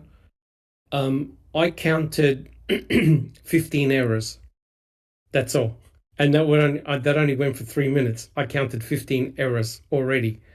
Now, you have to admit, when you hear utter shit like that, it's going to have 2 effects. It's going to scare the hell out of the population, right? And secondly, it's going to contaminate a jury pool. There's no 2 questions about it. Kratz knew. We saw it. That was his own words, right? Make no mistake, he knew exactly what he was saying. Jack 61. Yeah, absolutely. Absolutely. I'm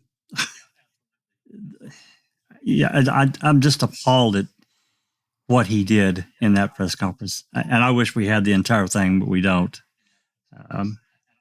It's just appalling what he did. Intentionally what he did. Correct. And if I could just ask people in chat, do you like this format that we're doing with Reading with the Crew in terms of including a few clips? Let us know whether you find that's a good idea, because on Foul Play, we've got like about 72 of these little clips. And believe me, there is nothing better to hear the words from the participants themselves. Reading a book is great, but when you actually hear the words out of these assholes, you know exactly where we're coming from. So let us know if you think it is a good idea, because we will continue it if you enjoy this particular format. Neverly, do you have a comment? I'm actually without words. Nothing good would come out of my mouth if I started talking. Yeah, People correct. in chat are being so on point. Everybody's so frustrated and triggered, and it comes all over again. The injustice and the bullshit of a case that they made just to get one man. Actually, two. Correct. 100% correct. Now it's two. All right, guys, does anyone have any additional comments? We're all good. Thank you, Jack61, for playing the clip. And I think what we'll do is a few more slides. There's no way on earth we can do the entire podcast because we'll be here till when open mic starts, right? So, Neverly, would you like to continue with slide number 8? Okay, so Mr. Kratz has just given his press conference. Let's have a look what Gershman now says about that press conference. Neverly. Sure. But why would someone in Kratz's position step over the line and commit prosecutorial misconduct, as Gershman outlines? For starters, Kratz would have known he was invincible at the time. In other words, there were no higher powers and authority to call him out and hold him accountable. Therefore, there was no misconduct except in the minds of the disenfranchised. Mm-hmm. And that's that umbrella immunity that he has, professional immunity. Oh, yeah. More than any other government official, a prosecutor is viewed by the public with esteem and trust, Gershman said. The public looks to the prosecutor as the official most responsible for vindicating the rule of law and punishing wrongdoers. Given Kratz's prestige and prominence as the special prosecutor by the governor to lead the investigation, Kratz's assertions that law enforcement had solved, quote unquote, the case would almost certainly be greeted by the public with both relief that the perpetrators had been apprehended and an outcry to punish them. During the March 2 press conference, Kratz suggested Avery shackled, raped, tortured, and butchered Teresa to death. You're not going to get any worse than. You're not going to get anything worse than that. Put it in your mind. Yeah, but she did not die yet. That's correct. my article. Yeah. Kratz knew at the time of his March 2 press conference that every statement he made accusing Avery of the horrific acts against Teresa Halbach was based exclusively on the uncorroborated confession of 16-year-old Brendan Dassey, which has recently been found by a federal court to have been coerced by police, Gershman said. That's Judge Duffin. Yes.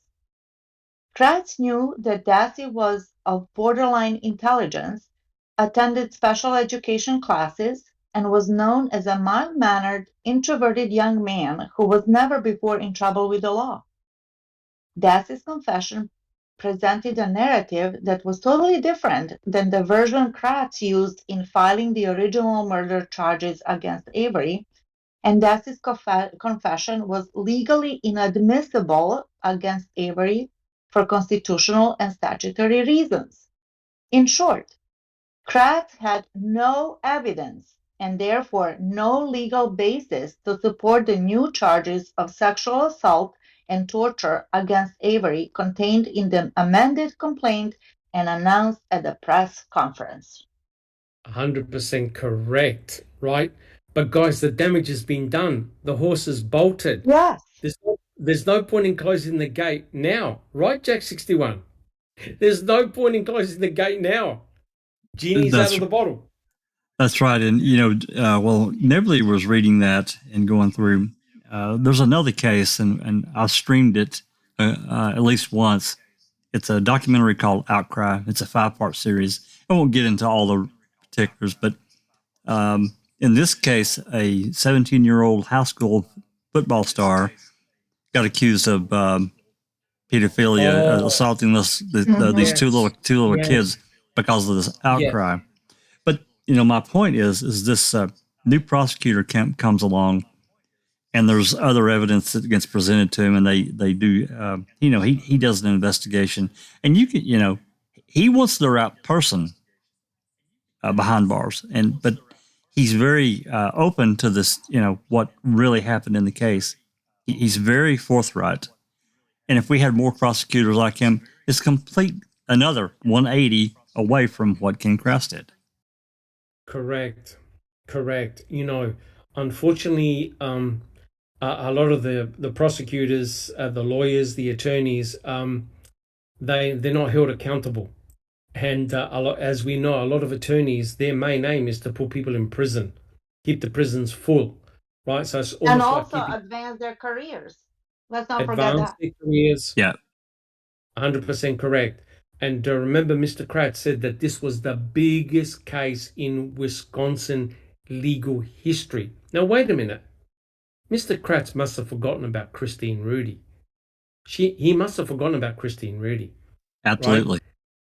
Right? Christine Rudy was murdered in a most brutal manner by her own husband, and she was pregnant at the time. It's a murder, guys. It's the loss of a young life taken in a brutal manner. You know what the key difference is? What's the key difference? What's the obvious key difference? Avery wasn't involved. Stephen Avery wasn't involved, and Sean Rudy didn't have a $36 million civil suit against the county. Just Rhonda. Well, I was going to say too, Christine Rudy, of course, but also for him to say that is just ludicrous because if I'm not mistaken, they already had the Jeffrey Dahmer case. And I'm not trying to say one case is worse than another, but I would have to say that the Dahmer case was probably a tick above any other case in Wisconsin, at least at that time. Well, maybe perhaps Ed Gain, was also another huge case that, so it's just more ways of building himself up to look like he's doing the biggest thing that's ever happened in Wisconsin. It's just more shocking. Yeah. Yep. And Double D. Can I just read this one out? Sorry. Double D says, if I was in the media, I would have thrown my camera at Kratz. What a waste of a good camera. Be careful. And Neverly, did you have a comment? Yes. Remember, guys, what is the series, Dr. Silkman and everybody on the panel? Oh my God, you just escaped my mind. The Dream Killer. The Dream Killer. Yes. Kathleen Zellner was the attorney for Ferguson. His last name, I don't remember. Ryan Ferguson. There we go. 17-year-old. Yeah. So she had also a very rough road to go through because the district attorney was so strong and so oppositional to any reason. He had, remember that? He had gone on and he became a judge afterwards. But that did not stop Kathleen to put him on the stand during Correct. the retrial of, not retrial, but it was a retrial of Ryan Ferguson. So that was one example. The other example was, and forgive me, I do not know the name of the documentary, Something River, where a father was accused of sexually molesting his 3-year-old daughter. And he was charged for her murder and everything else. I mean, he was facing either life or death penalty. Where Yes. actually Kathleen took on his case and she proved him innocent. They captured the real killer. And the district attorney, you know what he did after that? He apologized He to the father. apologized. He Oh my God. apologized. Yes. And admitted that they were wrong. And Kathleen has said in her motions and in MAM that she usually works with prosecution who are willing to at least listen to her and meet her halfway because they are also inclined to look for the truth. It's not happening here. Unless you're in Wisconsin. Yeah, maybe that Correct. happens, but not in Wisconsin. But it does happen. That's my point. It does Yeah, but happen. not in Wisconsin, because we And already not know, for right? Stephen Avery. If No. it was anybody else, maybe, but not in this case. Because we know that it's not only that they don't want to let Stephen and Brendan out, and we know why, but it's all the other cases, all the other accused that are sitting in jail and prison for decades. They would say, hey, they did this to me too. So they're protecting the verdict with all their might. Yeah, correct. That's 100% correct. It is the I don't know how protection she's of. going to get them out. Yeah. It's going to be very, very hard. It is protection of the verdicts. And guys, we've done it on the foul play team, right? We've looked at the 1985 case.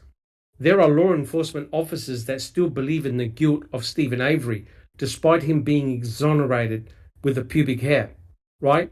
Now, the question is, how does Gregory Allen's pubic hair end up in the pubic hair region of Penny Bernstein, right? And the answer is obvious. He sexually molested Penny Bernstein. Yet, there are law enforcement officers who still question the forensic evidence. And that is disgusting, because no one ever apologized to Stephen for what happened to him in 1985. Yet Stephen accepted the apology of Penny Bernstein. So who's the greater person here, right? And then Yes. Jean Kay having the gall to question about the forensic evidence. Well, how did they get that forensic evidence? And let it slip that DNA evidence can be manipulated. Now, guys, when you're dealing with that deck of cards, Stephen and Brendan have got no chance in hell. Same with Kathleen Zellner, because you can see they face opposition every time. Every time. And all Stephen, he was actually deeply hurt for nobody apologizing from the law enforcement standpoint and the sheriff. He was deeply hurt by that. He goes, nobody apologized. I wonder if he would have sued them if they did acknowledge their wrongdoing. Terrible. And we also welcome the French Wrecking Crew. Jerome, welcome. Good that Hey, you're Jerome. here. Yeah, fantastic that you're here. Does anyone, I just want to quickly go around the table. We'll close the podcast soon because unfortunately I have to leave. But here's a question. If Stephen and Brendan get exonerated, do you think the state will apologize to both of them, to either of them? I don't recall. Do you think the state will offer an apology? I highly doubt it unless there are some new people, you know, in the higher places that have a conscience. Okay, good point. Jack 61, do you think the state will ever apologize? No, never. Yep, good point. Thank you. Just Rhonda, do you think the state will ever apologize? Nope, it'll never happen. Okay. What about you, Neverly? No, it's not happening. Yeah, unbelievable. I agree. I don't believe the state will ever apologize, because if anyone ever offers an apology, it's a career ender. If anyone tries to support Stephen or Brendan, it's a career-ending move. There's no question about that. This is political to the hilt. So I see both Stephen and Brendan as political prisoners of Wisconsin, of the state of Wisconsin. They ain't never going to come out. I agree. Did you have a comment? Yeah, Stephen said that he feels like he was kidnapped. Kidnapped. Correct. Mhm. Again, correct. All right, guys, if we can have the next slide, we'll do a couple more and then we'll put the podcast to a close. We've got a lot to cover and I don't want to rush it. And thank you for all the great comments. And there's a lot of people in chat as well. So this is how it went down. And this is very important to realize. So we know that Stephen Avery was actually arrested on November the 9th, right? 2005. He was arrested for possession of a firearm by a felon. That was written up by none other than Ken Kratz, right? So the investigators went back in Stephen Avery's trailer and confiscated the weapons that were hanging above his bed. But the day before, right, Jack 61, they completely ignored the weapons. They never took them. They never took the ones in Stephen Avery's bedroom. That's right, and they had been in there months before during when Jody had called, and they didn't give a shit then. It didn't give a stuff about the weapons. All of a sudden, Ken Kratz had to have an excuse to arrest Stephen, right? Get him. So he was arrested on November the 9th. On November the 15th, he was actually charged with 2 counts. This is November the 15th. This is before Brendan Dassey. He was charged with first-degree intentional homicide and mutilating a corpse. The state had no idea where, what, how, nothing. They didn't know where Teresa Halbach was murdered because their CSI crew could not find any forensic evidence. They found the RAV, they found the number plates, that's it. They found the key, right? And Mr. Kratz even said in court, discount the key. He was even willing to say, right, Jack 61, right, guys, he was willing to concede the key looked very bad. Right, Jack 61? It's horrible. I mean, you think about it. This is another discussion I got into with somebody on Reddit the other day. Why would he, put these 3 cops up there to testify about how this key was found in Stephen's bedroom, in this magical cabinet, and all of a sudden he sees how stupid it looks and how shady it comes across. He gets in his clothes and says, guys, come on. Maybe they did help the case. So what? Can't we just ignore that key? These guys are just trying to help the case. Correct. So listen to this. This is the irony. The defense were arguing about planting all along. Remember what Fallon said? It'll be on your own peril if you bring this type of defense. That's right. And then Mr. Kratz, in the closing argument, goes, well, don't worry about the key. The key is minimal in this whole case, right? Don't blame these poor officers. So, in other words, the biggest leg up of a planting scenario came from the state's prosecutor himself. Guys, do you agree? I agree. I totally agree. Absolutely. They spend 6 weeks arguing about planting, and then Mr. Kratz even goes, yeah, don't worry about the key. That looks shady as hell. I reckon it was dropped there by aliens. I would have believed it. If they said that an alien from Area 51 came to Wisconsin, I would believe it.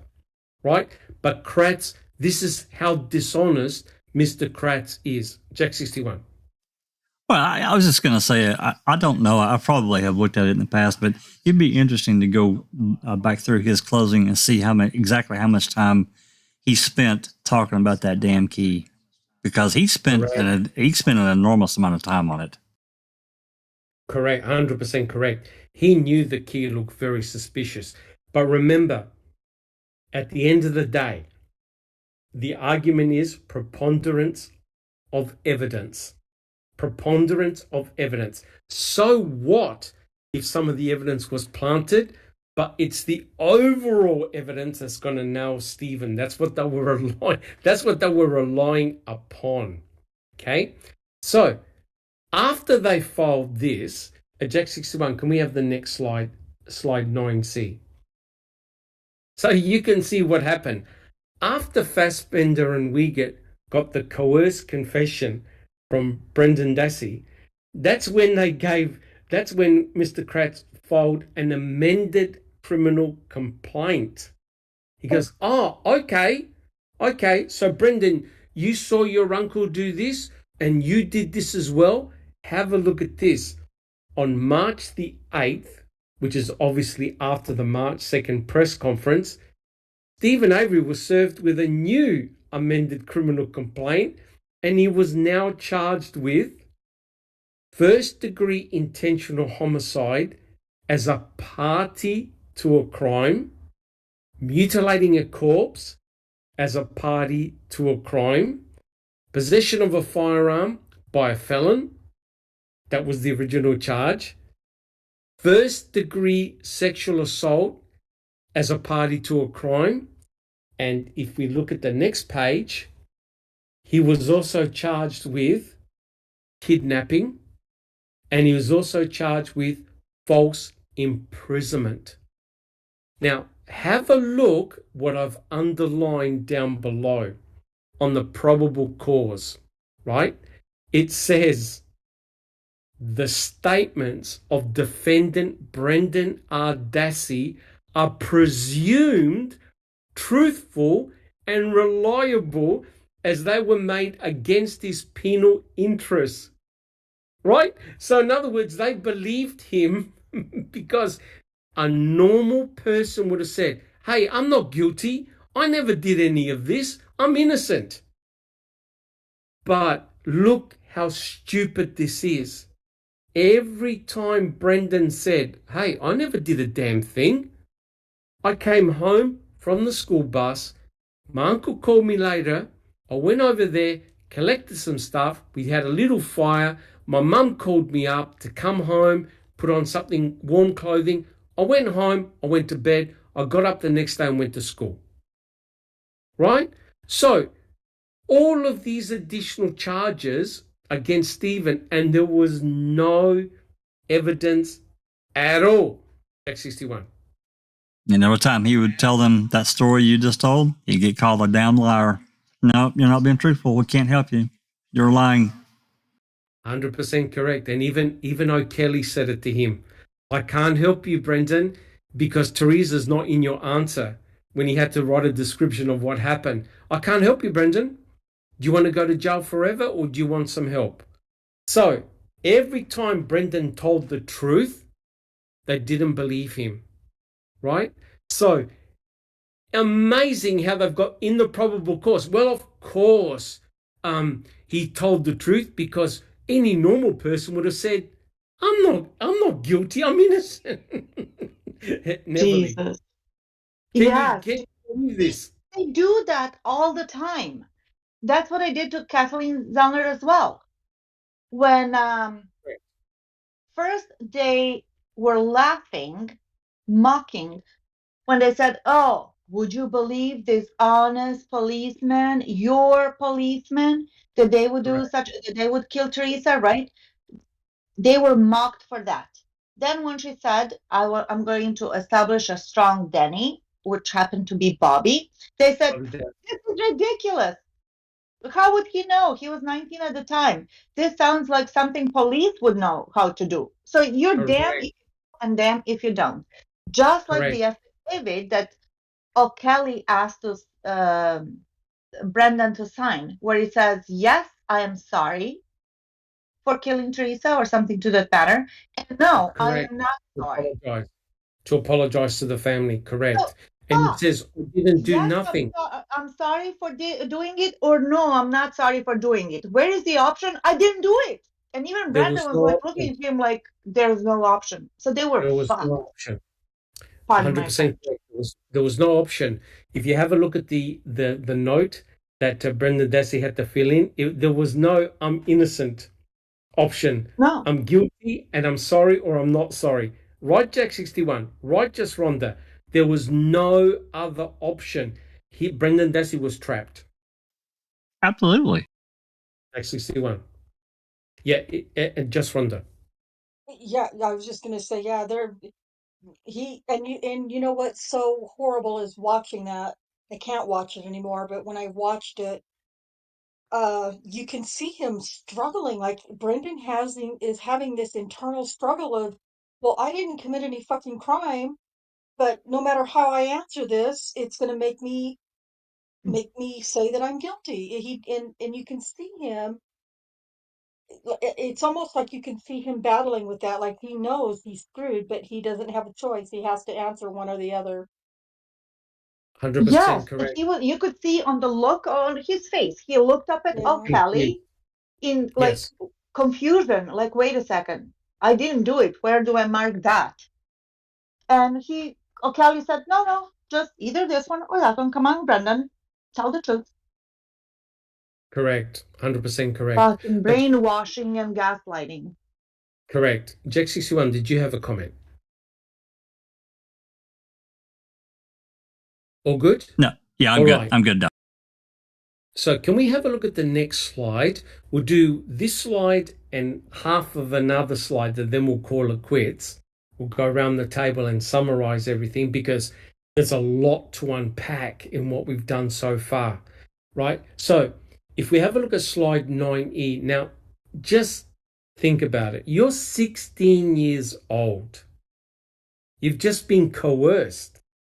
And have a look what Brendan got served with. Here's the criminal complaint. Now remember, Fassbender and Wiegert said to Brendan, we're on your side. We're here to bat for you.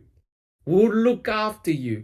And they even said to Brendan, you tell us the truth because your uncle is already saying things. He's going to blame you for everything. So look what they served on Brendan. Now remember, there's no forensic evidence. There's nothing that ties Brendan to Teresa Horbach or her death. Nothing. Just his words. So Brendan got served with, he got served with first degree intentional homicide as a party to a crime, mutilating a corpse as party to a crime, and finally, first degree sexual assault as a party to a crime. And correct me if I'm wrong, guys, but he was convicted of all three counts. Yet Brendan is a virgin. Correct. Or was. He was convicted of all three counts, including a mutilation of a corpse, but Stephen Avery never was. Now, how do you work that one out? Right? It's a real head scratcher. All right. So again, guys, it goes to show you must have legal representation when you're talking to law enforcement. Because remember what they say, guys. Words that you say can and will be used against you in a court of law, including phone calls. Right, Jack 61? Right, Oh my God, yes. And I'm convinced they were listening to all those calls in real time. I'm convinced of it. They were listening all the time. And you know, the greatest enemy of Stephen Avery was Stephen Avery himself. Just Rhonda. Well, in Brendan's case, when you recited that part of the Miranda, um, he didn't even say any fucking words. like he agreed to whatever those two assholes were saying. Yeah, no, yeah, in the head because I couldn't think of it, whatever. Nothing that Correct. he said, nothing that he said could have been used against him. There was just nothing. It was everything that they gave him. And when we read on an open mic the other day, when we read that article, that paper, Other two and academics. they broke that down, and it was even more astounding because we remember watching those uh, confession videos or whatever, and And I remember, I get really uncomfortable when everybody's trying to talk at the same time, or if somebody asks me a question and then cuts me off and says, ask me another question. I get really anxious and agitated and like, I just shut down. And, Yeah. um, it, and so I remember feeling that way every time I would watch that coercion videos of theirs. But then when we were reading those words last weekend in the paper, I was even more anxious, like, oh my God, my brain is bleeding right now because it's so awful the way they peppered him with just words, They, you Okay. they did know. they did a wonderful job breaking that down. I thought that Oh, they did a great job. Great job. It was brilliant. Yeah. Absolutely brilliant. So, just getting back on this, guys, Gershman must be looked at all of this and he just could not believe what he was seeing. He could not. This is a high tiered academic university professor in law who's been around the trap for many, many years. And even he can't believe what the hell Kratz did. So, Neverly, if we can have a look at the last slide, slide 10, are you able to read just the first two paragraphs? The Sure. last paragraph is in yellow. So if you could read the next two paragraphs and we'll call it quits because then there's another section coming up that's important. Thank you, Neverly. Sure. Deep down, Kratz also knew something the general public did not know. And it was something he very much did not want people and the gullible lapdog members of the Wisconsin press to report. Here's what it was. Kratz knew that a 4-month police investigation that had conducted at least 8 separate searches of Avery's trailer, garage, and every You want to part of read the that? You want to property. read that again? You want to read Yes, that again? How many searches? 8 searches.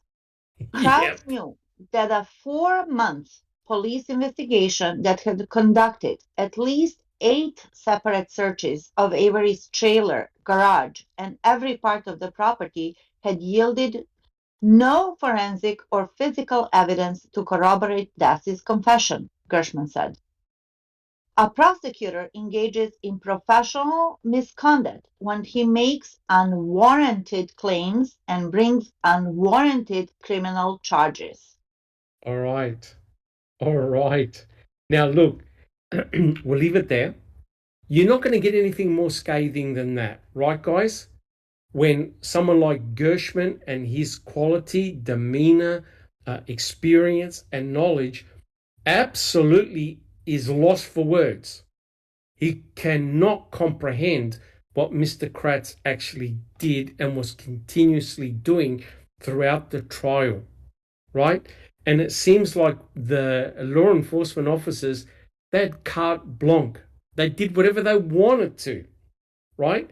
And the two press conferences that Kratz gave, especially the March 2nd press conference, was so damaging, right? And so we'll stop the podcast here because then comes the analysis by Gershman about those press conferences, right? And that's going to take a couple of hours to get through. But I really hope all of you have enjoyed that podcast so far. Don't worry, we'll be back. We'll be doing a part 2, probably a part 3. But it goes to show the importance of doing a proper investigation. And like I said, what blows my mind is how different the Koberger case is being conducted, right? Because there's a lot of people who are looking at that. And there's a lot of people, they're called internet sleuths, right? Who are hypercritical of everything. And just Rhonda can back me up on this, right? There's a ton of people interested in that case, right? Now, with the Stephen Avery, Brendan Dassey cases, you had groups that had formed to discuss the Brendan Dassey, Stephen Avery case, mainly after MAM. Now, we are watching what we're doing happen in real time with the Koberger case. You've got all these people like us who've got experience doing other cases, giving their comments, giving their wisdom, giving their suggestions about what's happening, what's going to happen with Brian in the Idaho 4 case, right? So it's remarkable that now there's so many people interested in that particular case and others you can't escape, right? And so here, when Professor Gershman is so scathing against Kratz and the damage he did, and guys, the worst thing is it was unchallenged, completely unchallenged. And I'll tell you right now, if the state makes one mistake in the Kohlberger case, it's going to make front page news. And there'll be hundreds of people talking about it. So Mr. Kratz was certainly given a free pass. All right, guys. Well, look, I want to thank everyone for coming along to the podcast. We had a lot of people in chat. Thank you so much for your excellent questions, your support throughout the series, and also all the other excellent podcasts done by the team. If you enjoyed the podcast, please subscribe to our channel if you're new. Give us a thumbs up, and we will see you all next week. But now I'd like to go around the panel, tell us how you're coming along and how things are happening. Jack 61. Yeah, doing well. Still getting settled, in the new place. But yeah, things are coming along well. And we started back with the open mic last week, and we're going to continue on tomorrow. We're going to go back in time to 2005, the civil depositions. We'll be looking at, I think it's Steve Tinker. His is a pretty short deposition by comparison, and Monica Burkert Brist.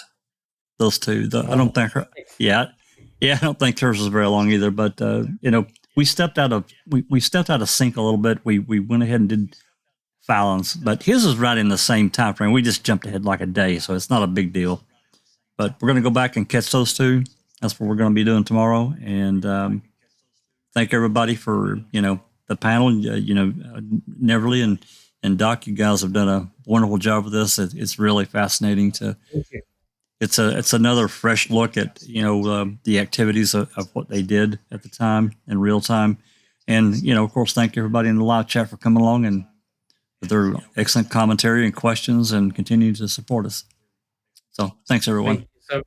Now Jack 61, I have to ask you: are you doing some renovation work at your house? Well, with a yeah. Come on, you can admit it. I called in the Wisconsin DOJ. I had just a very small amount of stuff to get up, so that's what they brought. You only had a small little equipment. Yeah, just some small equipment to move to, just to tear up a little bit of stuff. So, thank you so much, Jack 61. Thank you. Neverly, how about yourself? All is well, Dr. Silkman. Thank you very much for your support and collaboration.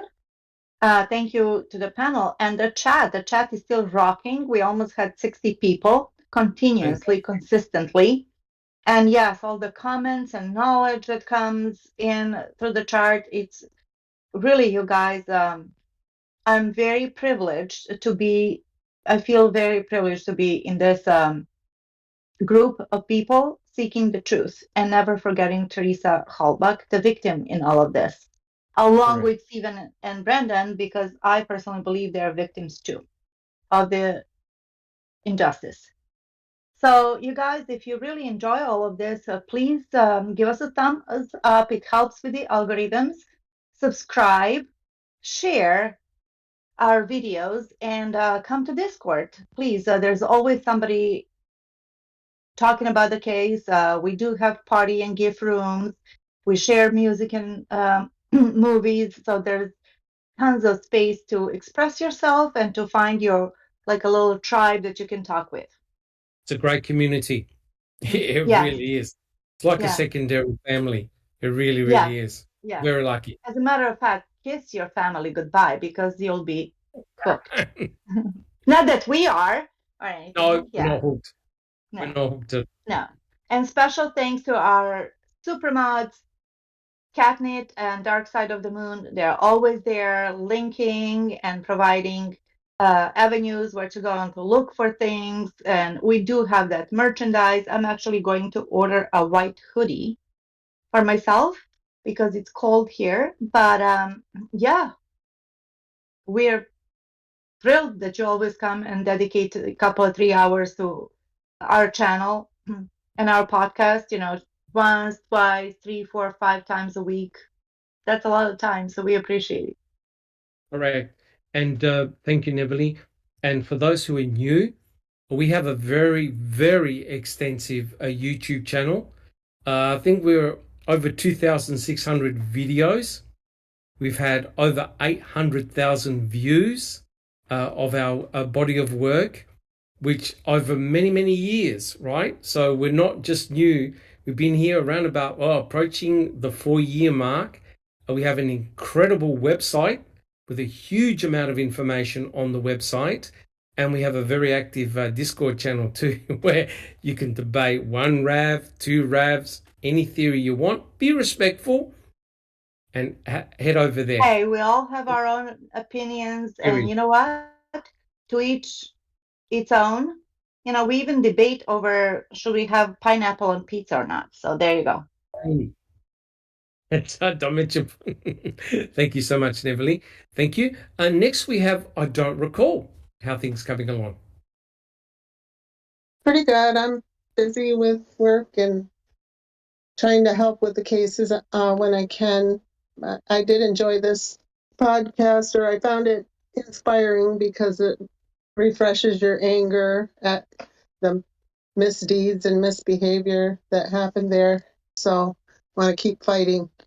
Thank you. Thank you very much. I don't recall. And the other thing is, even though we do many different podcasts, they cross-fertilize each other. They all help each other. And it's remarkable because you see the same players being involved all the time. They're always there. They're always in the background. And you track Tom Fallon. Tom Fallon is absolutely everywhere and nowhere. But the person that keeps on getting in trouble is Ken Kratz. Moth to a flame. Cannot help himself. And finally, we have Just Rhonda. How are you coming along? Thank you, Dr. Silkman. I'm doing well. Just keeping up with these this great Reading with the Crew podcast it's very interesting, and it is very good for refreshment, for refreshing the memory about certain things. But at the same time, it's really I know this might be an overused word, but it really has triggered me the last few weeks. I've been like, so my anger and my sadness and my frustration just kind of bubbles up again. So, but it's good to remember, some of the details that we forget about from time to time that are really very important. So, and I'm trying to keep up with the Idaho 4Ks, as you've mentioned, and Yes. there's Excellent so job. much information, so much, not necessarily from the news, though, from the media, No, as like we've been from talking. sleuthers. From sleuthers. Yeah, from other sleuthers. And so I do try to watch some of the other ones. I have a few who I kind of think are that I'm more interested in listening to, and so I'm using, clips from them if I feel like they're valuable. At like last week, like last Thursday, for instance, was um I don't know, I felt like, and I'm not trying to toot my own horn, as they say, but I felt like this past Thursday was really, really intriguing and fascinating and insightful. And so I just kind of want to do that. I don't really have, I don't have guests that, other than Dr. Silkman when it comes to DNA and stuff like that. But, and I have Cherie, knows the law, and she can Yeah. help with things like that. But I don't have all of the, high profile retired detectives and forensics and psychology people to come on my show. So my show is just a lot more different. It's just about talking about the case and sharing ideas and contemplating and speculating together, and as long as everyone knows we're speculating, and that we're just tossing out ideas or thoughts or opinions, then I think that's kind of how I'll be covering it, unless something does pop up in the news that's really important. Of course, that'll be shared, but That house otherwise walk that's kind of how I. that house walkthrough was fantastic. Yeah, that was it was I was just, well, and from the time I looked at it, from the first couple of times I looked at it, they didn't have, whoever created it didn't have that media room when the first couple times I looked at it. So when Yeah. we were looking at it the other night, going into the media room and clicking on all those different things, that was brand new. We were all doing that in real time. So it was all very organic at that part. So yeah, it's and I kind of think I want to just keep going, to that room periodically every week, and checking and see if there's something else in there that we haven't heard, Yeah, because I think that was really, really informative. And yeah. then, as far as I Daniel's like. case, so I'm Mm. sorry. I was going to say I liked your format of the podcast that you did. It was great. Oh Jack yeah, 61 well, from me thank and you. her. I love the format. It was really good, very informative. Yeah, well, thank you. Yeah, that's and you guys are my high profile team. So you're all I need. And I think that we all do it really well together. So as far as Daniel's case, again, like I've said the last few weeks, there's nothing new going on, just working on post conviction. And we need to have some documents and things getting submitted, I believe, sometime in early spring. But for right now, he's doing well. I received a letter from him recently. He's doing well, as well as he can be doing, of course. And he's very grateful for all of his supporters. So for all of you who support my channel and supporting Daniel, and just supporting him in general, he says a huge thank you to everyone. So that's about all. Fantastic. Thank you so much, Just Rhonda. And make sure that you check out Just Rhonda's channel. And if you haven't subscribed, please show the love, subscribe. And also, if I can just plug very quickly, both Jack61, myself, Big Jeff, and Kelly, we also do a series of podcasts, very interesting podcasts with Jeff Jones, where we're looking at MAM 2 and we comment on it. And again, no matter how many times you see MAM, no matter how many times you read this stuff, you always pick up something new. And there are a lot of very smart people out there that find connections to stuff that you never even thought about. And that's why I really am enjoying, with Neverly, the Reading with the Crew series, because we're starting to connect dots that we never saw before. And it really does expand our knowledge base, which has been awesome. Well, look, guys, if there are no last minute comments or anything like that, I'd like to thank Neville, and I would like to thank every one of you. Thank you so much for supporting Thank Reading with you. the Crew. And thank you so much for all your very enthusiastic comments in chat. Please be respectful. We're all here to learn. We're not perfect, but more suggestions, the better. And guys, we will all see you next week. Thank you so much. This has been a Foul Play production.